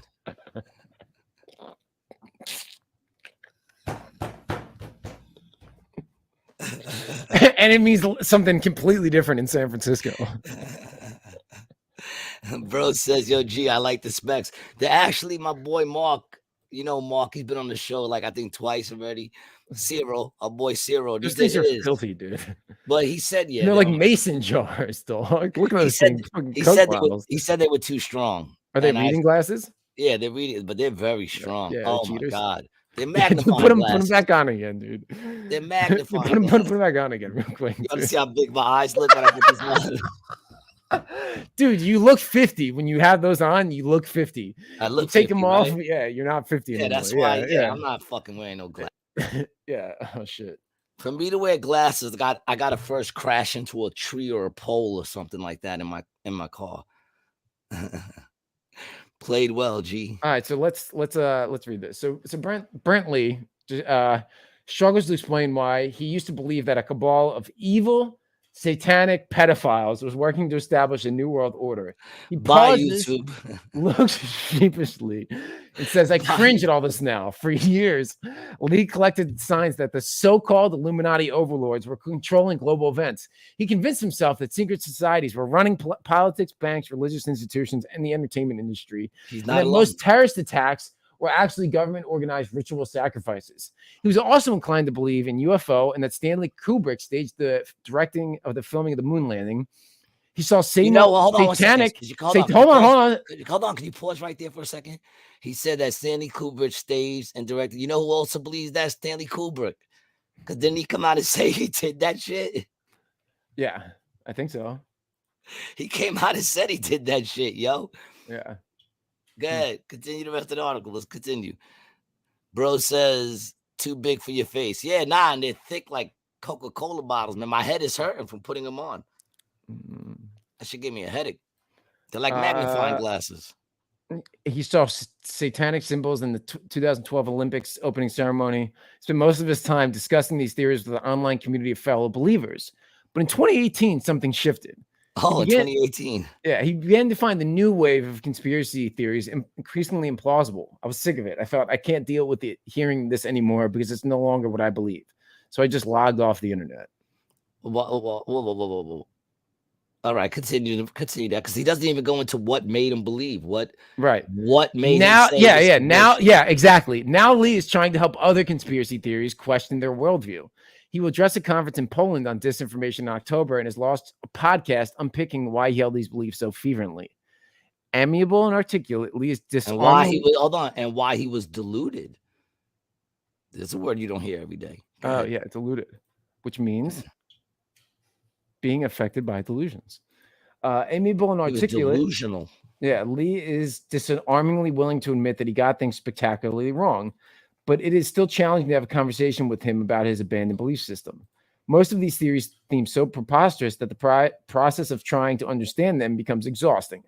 When I strain to follow the logic, he says, don't try to get me to make it make sense because it doesn't. This is why I get so embarrassed about what I believed. You just buy into this ideology and you think that's the way the world works. His reasons for abandoning the truther movement: truthers believe official accounts of big events are designed to conceal the truth from the public, are also hard to slot into a conventional worldview. Lee veers between feeling ashamed and amused by his own convictions, while also pointing out that it would be a mistake to dismiss these ideas with an impatient eye roll because they are very dangerous. A 2020 poll found that 17% of Americans believe a group of Satan-worshipping elites who run a child sex ring are trying to control our politics. I think it's more than that because they didn't ask me. and media. Or you. Dude. Well, there was a little more to the article. I know, but I just want to stop and pause that for a second, right? Yeah, I mean, so 17% of people believe, right? But 100% of people know that Epstein may or may not be dead. We don't know if he's dead, but they think he's dead. Whatever, bro. It just but the it one happened. thing he do know, but it the one thing he do know is that he ran a pedophile ring. That's the one thing we do know. That there's a list that's not publicized that will never get publicized. Not even argued. Yeah. And yet he's still not saying anything as to why he was convinced that he doesn't believe it anymore. He finds it foolish. He was delusional. You know? But there's no reason why. Just because it made him think too much. He's a bitch. He couldn't stand the heat, so he got out the kitchen. You know? And I don't believe every conspiracy. I don't think every conspiracy theorist out there believes. First of all, I'm not a conspiracy theorist. I'm a conspiracy enthusiast. I like conspiracies. I like hearing about them. I don't come up with my own. I don't find them. Dude, it almost think like that. Honestly, dude, the only thing I'm offended by is if someone calls me a conspiracy theorist. For real. Yeah. I'm not. Like I've been introduced to, like, I'm like, bro, don't fucking say that. Yeah, I'm not a conspiracy theorist. You know what I'm going to introduce you as someone who sucks the government's dick. How about that? You want to be a government fucking cog? How about that's what I call you? Yeah. When I introduce you to people. I prefer to call myself well informed. Yeah. I'm just informed. You know what? You are a fucking moron. What's the rest of that? I mean, this dude doesn't even give a reason why. Because, like I said, well, it's not. It's also he didn't write the article. This article was written about him, right? Yeah, but I'm saying like she doesn't go into it. Versions of the same ideas have gained greater currency in the years since he stepped away from them. In the U.S., the influence of QAnon has shifted from the fringes to the mainstream, and social media has been flooded with the group's information. Hold on a second, right there too. Like, I didn't even know QAnon was still around. During the lockdown, they were big. I was seeing that popping up all over the place and them popping up. I haven't seen them pop up at all. No. I'm not hearing about them. The only time I ever hear about them is when these motherfucking left sides be talking about them. Yeah. Because I haven't heard from them. Strong side. Go ahead. In 2003, Lee was a musician, was 24, a musician working behind the till in a garage in Peterborough when he downloaded a series of videos from the internet that offered alternative perspectives on 9/11, suggesting the terrorist attack on the Twin Towers in New York in September 2001 was self-inflicted by the U.S. government as a way of justifying military action in Afghanistan and Iraq. His starting point was a strong anti-war stance and a healthy skepticism about politicians' motivations, but from there he came to believe that a network of secret societies and cults was running the world. And then they have this picture there. What does that have to do with even anything they're talking about? Supporters of QAnon. Well, it actually says supporters of Donald Trump. That's the first thing they write, including QAnon. And you know what? Who in that can they say is QAnon? That they can honestly say is QAnon. Talk about speculation. Bro says if it sounds like there is a grain of truth, then there has to be much more. Listen, man. I think that if you're not even going to ask questions, you know, that's what got me into thinking this shit, was that there were legitimate questions not being answered. So there's legitimate questions not being answered. I want to know why. And if they're not answering them, then they're probably hiding something. That's just common sense, isn't it? Well, dude, you were talking about the Biden gave Iran $6 billion on September 11th of this year. And a few days later, Hamas, which is funded by Iran, launched an attack on Israel. And everyone's like, Biden gave him the money. But everyone's like, oh, well, they haven't got that money yet. Well, no, they got the money, but it hasn't been touched. But is that what it was? Yeah. But that doesn't make sense. Yeah. You know what I'm saying? Because, all right, so they didn't directly take that money. That money needs to be used for health and medical and food. Okay, but now they took the $6 billion that they had for all those things and said we don't need to use it for that anymore. Now we can give this to Hamas because that's going to cover that. Mm-hmm. What are you, a fucking idiot? A little. Look, man, what's sad is not that they don't even try. I'm glad they don't try. When they used to try, I used to believe them a little bit. Mm-hmm. So it's not sad that they don't even try. What's sad is that there's actually people out there who believe it. That's what's sad. Hold on. He said something before that.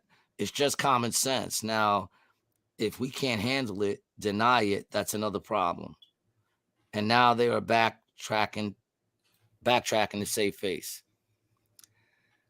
Dude, dude, and it makes me, makes me question shit all the time. Like, what's going on right now in Israel, bro? We were talking about it on the phone last night, me and you, dude. It's all everything is bullshit. Everything is bullshit, dog. And that's why if that dude is real, dude, look at this photo, which bro. He's not real. Yeah, he's not real, dude. This is a fucking actor, bro. Yeah, and he's gonna go around telling 2 + 2 how he equals 5. How he can't. Oh shit, that's Tate. Tate, what happened?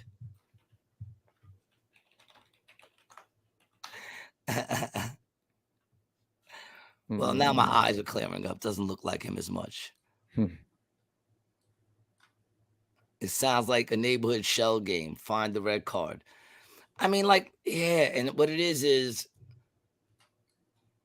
I mean, that's why people don't want to hear this shit, man, in reality. That's why people don't want to hear this shit, because the truth is, it is a hard pill to swallow that everything is bullshit. What do you do with that information? Yep.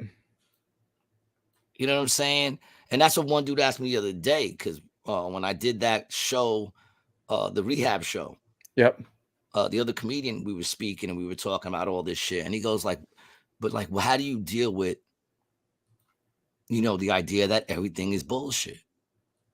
It's hard. Sometimes, isn't it, dude? I mean, look, see, it can be a lot sometimes, but I mean, it's like me and you talk about it, it doesn't necessarily change anything. Like if we live in the Matrix, right? Like if it's all a simulation and we're just some big Sims game on somebody's computer, it still doesn't change the fact that you have to go through life.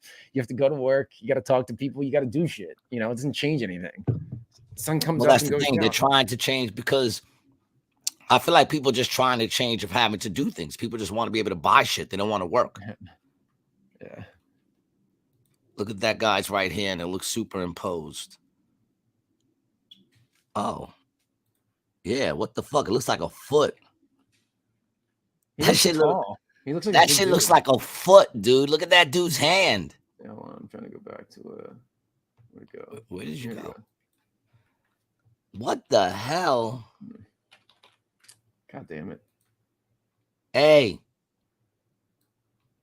You're lucky you're not right here, man. I'd spank you. Yeah, what's going on? But that shit looks like a monkey foot. A monkey foot. It don't look like a monkey foot. Well, I'm gonna try to get it bigger. Yeah, hold on. Can't you just drag the picture off to your desktop? I did. Oh. I think he's just got big hands, dude. I mean, he looks tall, He looks like a tall guy. Dude, he can put his whole hand around my head. Look like a monkey foot. He'd be a good guy to play Triple X Playground with. I'll tell you that. Actually, not really. It depends on, how many times you played the game already. You definitely don't want to use him for the first time player. Yeah, I agree with you, bro. Those hands look a little weird, yo.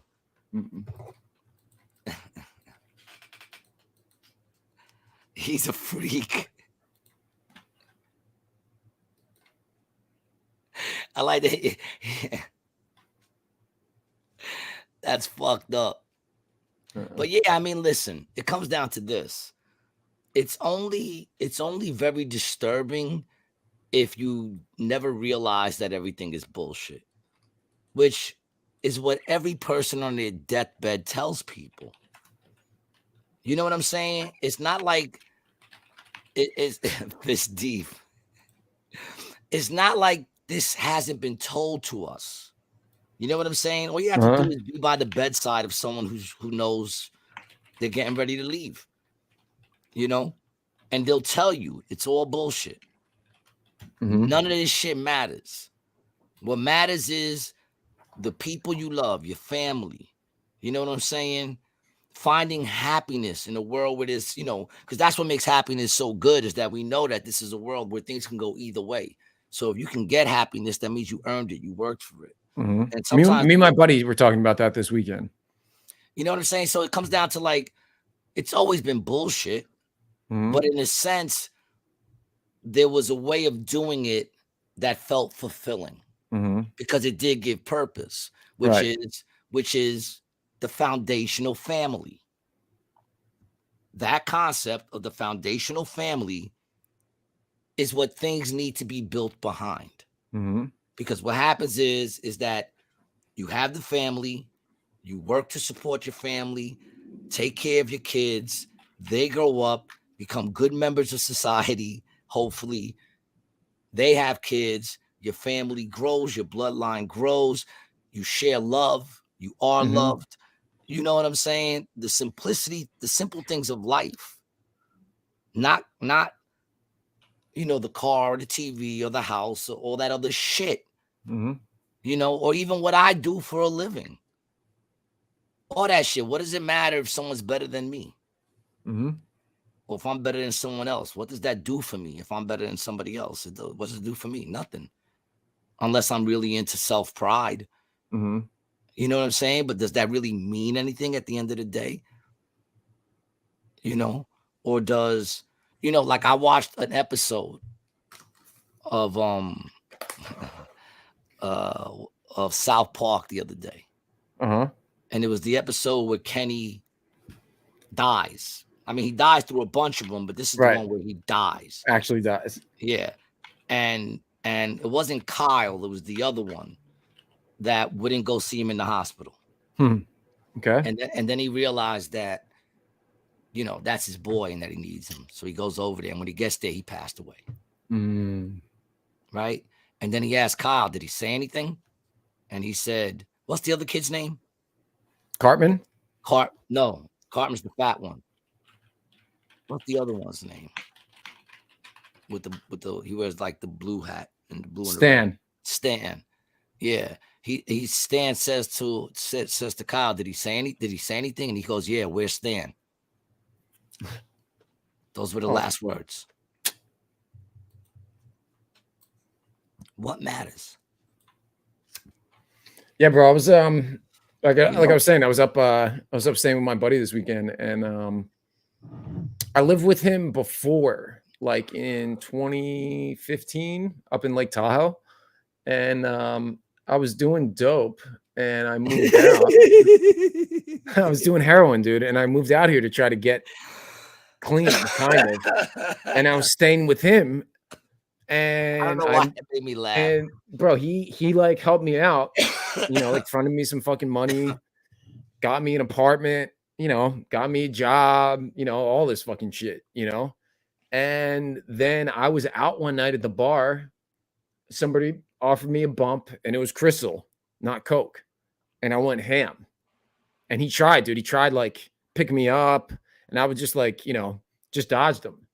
And then, you know, the other night we were, you know, smoking a cigar, looking at the stars, and we were just talking like, bro, tons of our friends are dead, overdosed, tons of them, like way more than should be, you know? And it's just like, you know, that's the important shit, dude. Being with the people you care about, you know, because, you know, at the end, I mean, sure, money's great. You know, the money, you know, I really only like the money so I can do stuff with the people I care about, you know, that's it. Yeah. You know, like I don't need it. You know, I like to buy shit for me, of course. You know, I like stuff, but I'd really rather spend money on, you know, shit with people. I wish I could have all the people I love just on one big property, you know, and we just had like 1,000 acres, and it was just everyone had their own spot, you know. You can go to Is that your utopia? Is that the Brian? Yeah, dude. Utopia? I think, man, like all my friends from like college, bro. Like if me and you live down the street from each other, how sick would that be? Your wife would hate me. She does already. Oh, okay, so there you go. No, I don't loves believe that. I don't believe that actually. She likes you.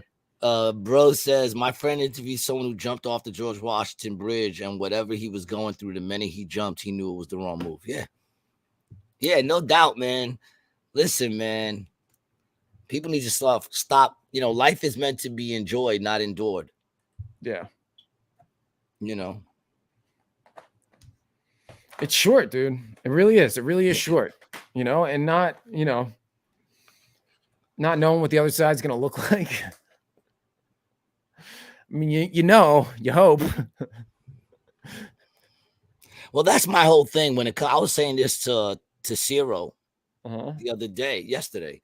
I was saying, you know, and I was thinking about this last night while I was still fucking, fucking spritzing off of fucking the Adderall, off that Addy.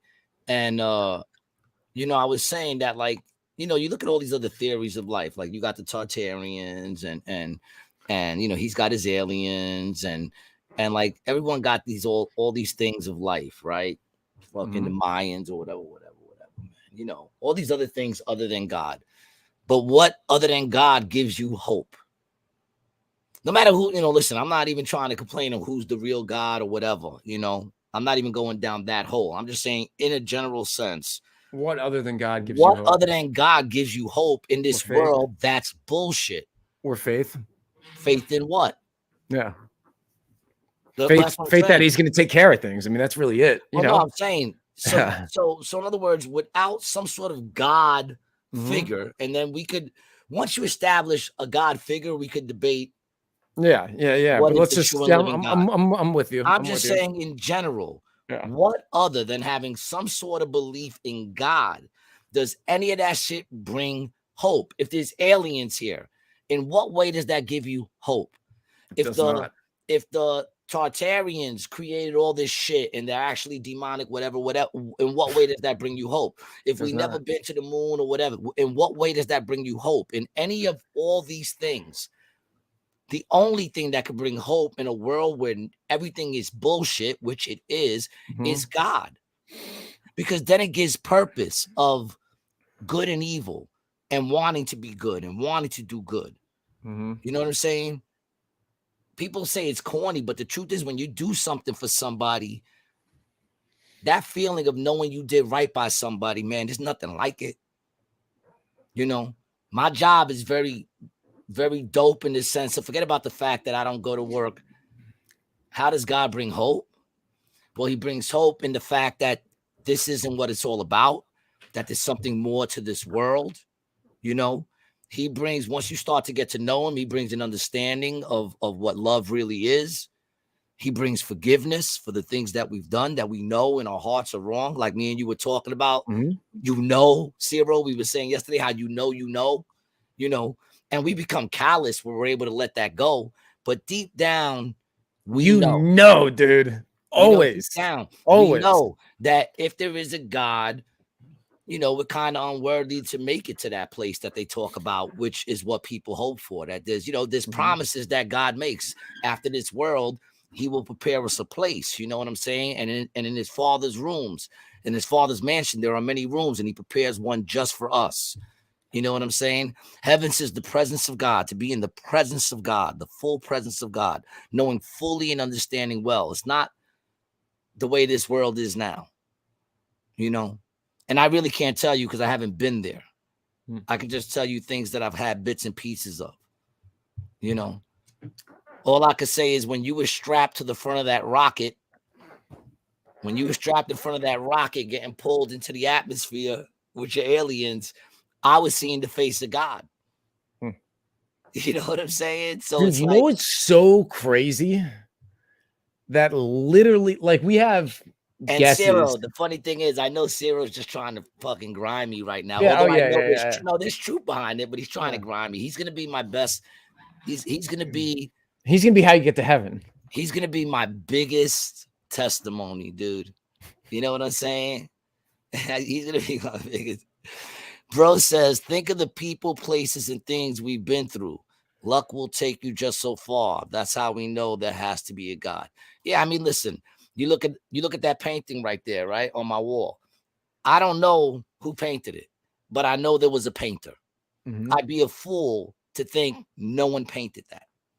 And when you look around and you see how trees die and in the winter and come back to life in the summer, and you look at how perfectly the water comes to a certain point and comes back. Come on. There's a real house. Honestly, I don't know what that is, dude. What do you I mean, don't. real house? In other words, it's having like a house. When he mentions, that his father has a mansion, and in his mansion there are many rooms, and he goes to prepare one for us. I don't know. Is that in the I'm not Bible? yeah, Jesus said that. He said mansion. I don't think He mansion was where they were using back then.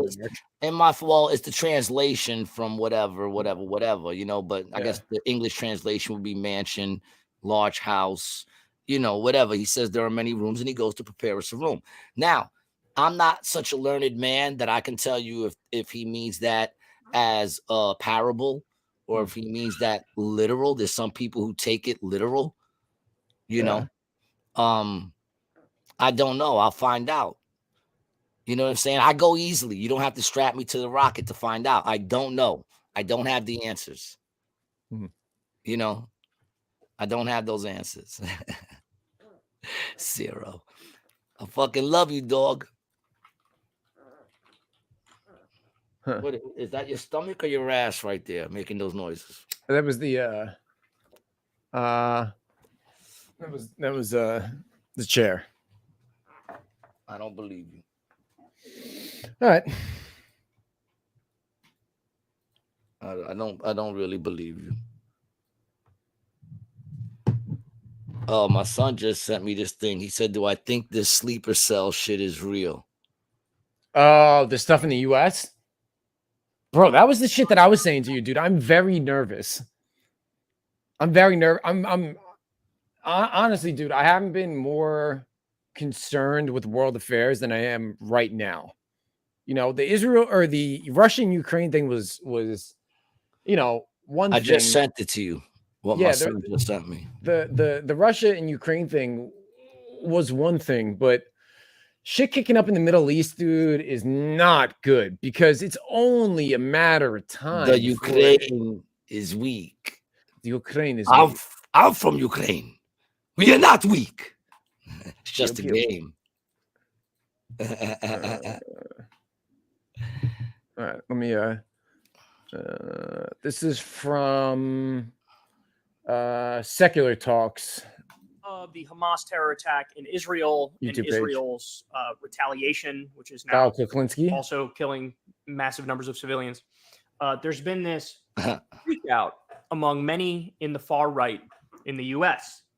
And they're coming from the other side. You're using this in a very nefarious way, in my opinion. So let me show you the argument that they're all going with. They're all saying this at the same time, like NPCs, if you ask me. Charlie Kirk says, "We have no idea who is in our country. Just a matter of time before sleeper cell is activated." Yeah.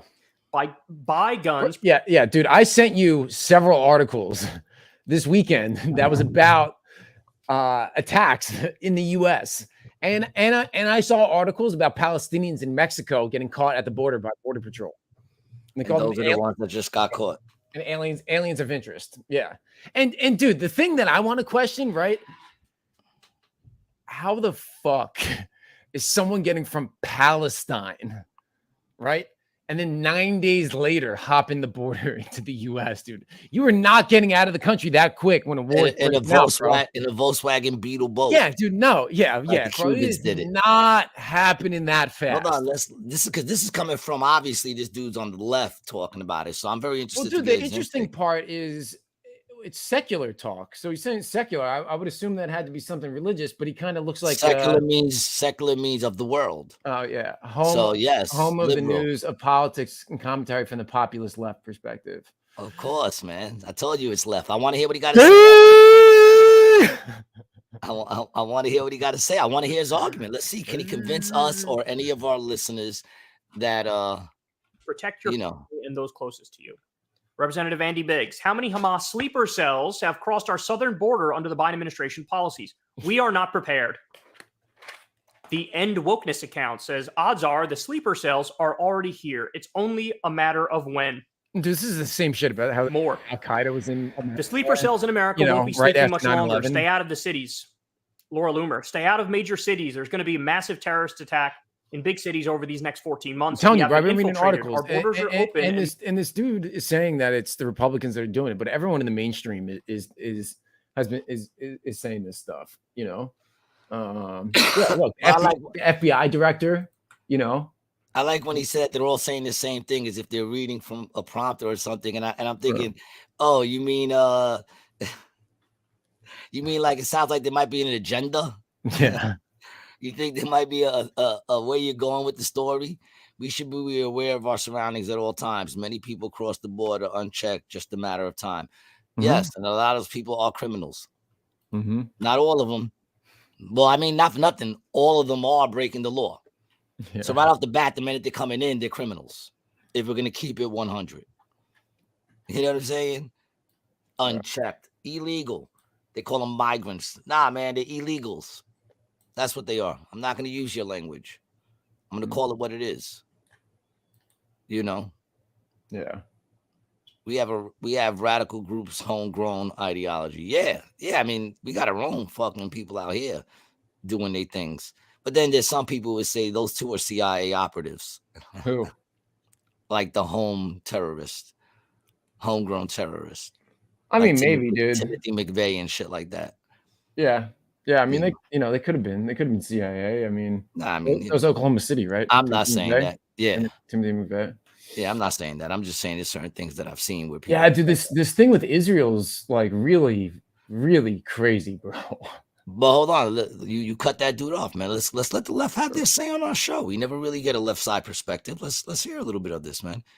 I like to hear the garbage they spew because I want to hear, like, you know. And the push to create a global Islamic caliphate has been activated. You don't want to be in major cities. Stay away. Get out of cities. Sleeper cells are already here. Graham Allen. Deranged. This is deranged. So first of all, it's not like we haven't seen similar things before. During the peak of the war on terror, when there were a number of Al-Qaeda attacks and ISIS attacks in various places all around the world, I remember right-wing media outlets, and I'm not kidding about this, they covered stories where they said, we found an Islamic prayer rug in the desert from Mexico coming into the U.S. So we know ISIS is setting up a sleeper cell here.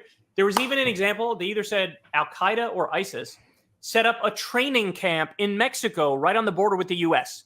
to then infiltrate the U.S. and attack. Now, of course, none of that was true. Where's the receipts? And of course, none of this is true. By the way, they're literally saying Hamas is going to attack within the U.S. If you believe that, you don't know anything about politics. Hamas, did they just do a terror attack in Israel? Yes. Are they a terror group? Militant terror group? Yes. Their goals are not global jihad. That would be ISIS. That would be Al-Qaeda. Okay? Hamas, it has regional, territorial, statehood ambitions for Palestine. They want to get rid of, and I'm sure if most of the members of Hamas would say this with no bones about it, they want to get rid of all the Jews in the region. And I don't think they care how they do it as long as they get it done, including the most brutal and barbaric ways you can imagine. So, yes, they're a terror group, but no, they're not a global jihadist group. The global jihadist group would be ISIS and Al-Qaeda. Hamas is not that. There's some even saying Hezbollah is going to attack within the U.S. No, Hezbollah is a militant group in Lebanon. Again, they are not a global jihadist group. They're not even Sunnis. They're Shia in Hezbollah. Like, dog, they still don't want. They don't know the first thing about politics. Like, they still don't want Israel there. Like, yes, they might not want a global jihad, but they do not want Israel or America in the Middle East. No, in the Middle East. But I will say this: I kind of agree that, like them attacking here. I mean, I could be 100% wrong. I know nothing, But just I sit there and I say the same thing. Like they're not, they're Dude, trying to. it was Bin Laden did not attack us. No, they dog. didn't. Of course not. I'm not worried about them attacking us. Yeah, but at I'm just all. saying it's like the same. It's the same shit. You know. That's what I'm saying. Like I'm not worried about them attacking us at all. I still to this day don't really believe we've ever really gotten attacked on our soil by some other country. Yeah, and I guess when I say I'm afraid of things heating up, is I think things are gonna heat up here, dog. Oh yeah, of course. Like we're at the beginning, dude. That's what I'm saying. Yeah. We're kind of in the middle. No, we're in the beginning, dude. Yeah. No, we're in the beginning. All right, if you say so. Yeah, we're in the beginning. I just hit play of this, but of the tensions and the things heating up. It's been with Ukraine. It's been going on. It's been starting. The Ukraine is. I live in Ukraine. I'm from Ukraine. Okay, guy, mind your business. We're trying to play a game here. Dude, put that leg down, man. I really don't want to see that fucking ostrich leg popping up in the corner. Don't get so comfortable. Are you sure you know where the impound yard is? Oh, stop stalling. Come on. I can't think. There's all this noise. Or is it because I've built a stronghold around Greenland? I've driven you out of Western Europe? And I've left you teetering on the brink of complete annihilation. I'm not beaten yet. I still have armies in the Ukraine. The Ukraine. You know what the Ukraine is? It's a sitting duck. A road apple, Newman. The Ukraine is weak. It's feeble. I think it's time to put the herd on the Ukraine. I come from Ukraine. You not say Ukraine weak. Yeah, well, we're playing a game here, pal. Ukraine is came to you. How about I take your little Boris from Classic scene. Classic scene. Yeah, I'm not worried about them attacking us. Because if it happens, that means that we were probably behind it. You know what I'm saying? I'm more worried about our government. That's what I'm worried about, though. That's what I'm worried about. That's attacking us. That's what I'm worried about, and then using it to then send the next generation of cisgendered men over fucking seas. That's not who's joining the army right now. Yeah, nobody's probably fucking. Their recruit is low. Yeah, their shit is the lowest it's ever been. Dude, why would anybody want to? All the perks that come with it are no longer there. When you were one of those rah-rah dudes, you know what I'm saying? That you just like, I want to kill people and shit like that. Yeah, you could fucking do anything, dude. You could drive drunk. You had the military. With a hooker in your car, doing blow. Yeah, man. Underage, and it would be no problem. As long as you're willing to go out there and do that shit, that's what came with doing it. Cops, who would want to be a cop now, man?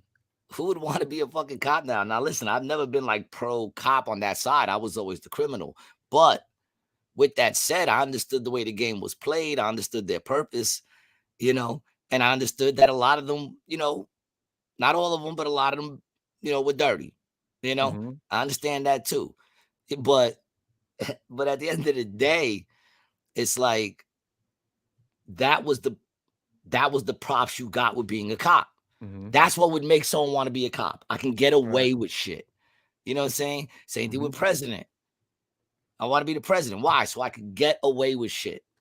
I don't have to worry about the regular shit. You know what I'm saying? I can get away with anything. You can't do that no more. So why would anybody want to even be in those positions? I'm just asking for a friend. What's your friend's name? Truth.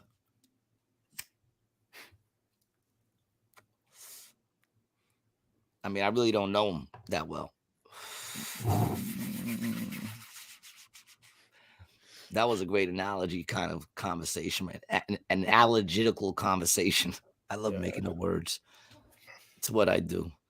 So how's the rest of your life looking right now? How's the rest of your day looking?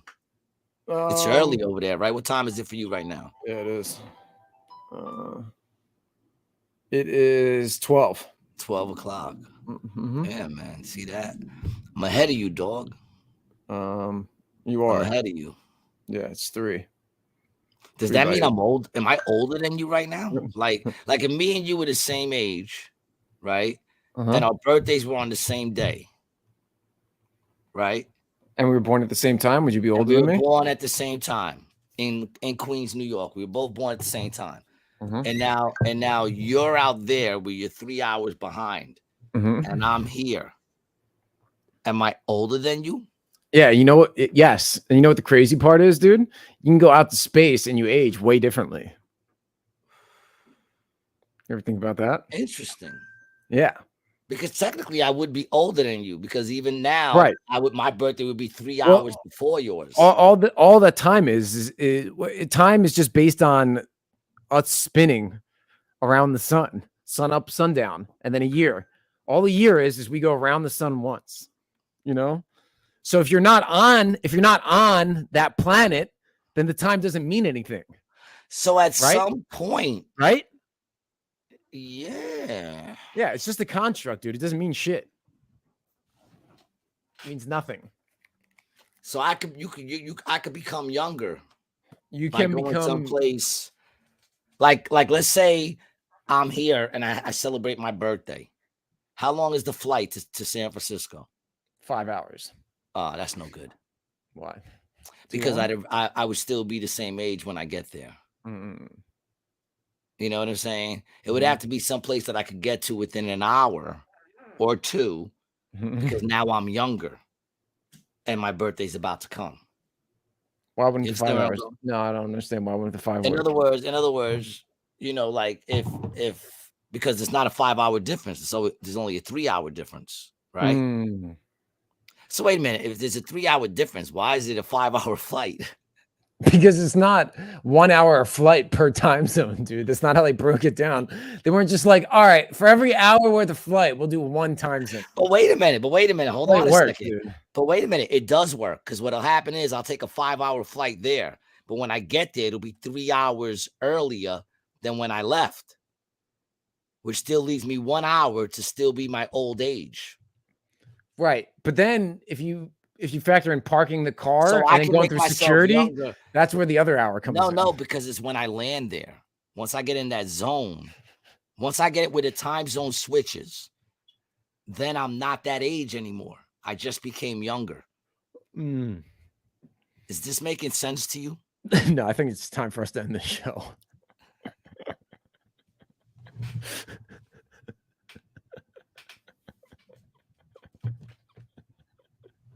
That's what I think, dog. I think the Adderall just left. It's gone now. My mind is thinking on its own. Oh.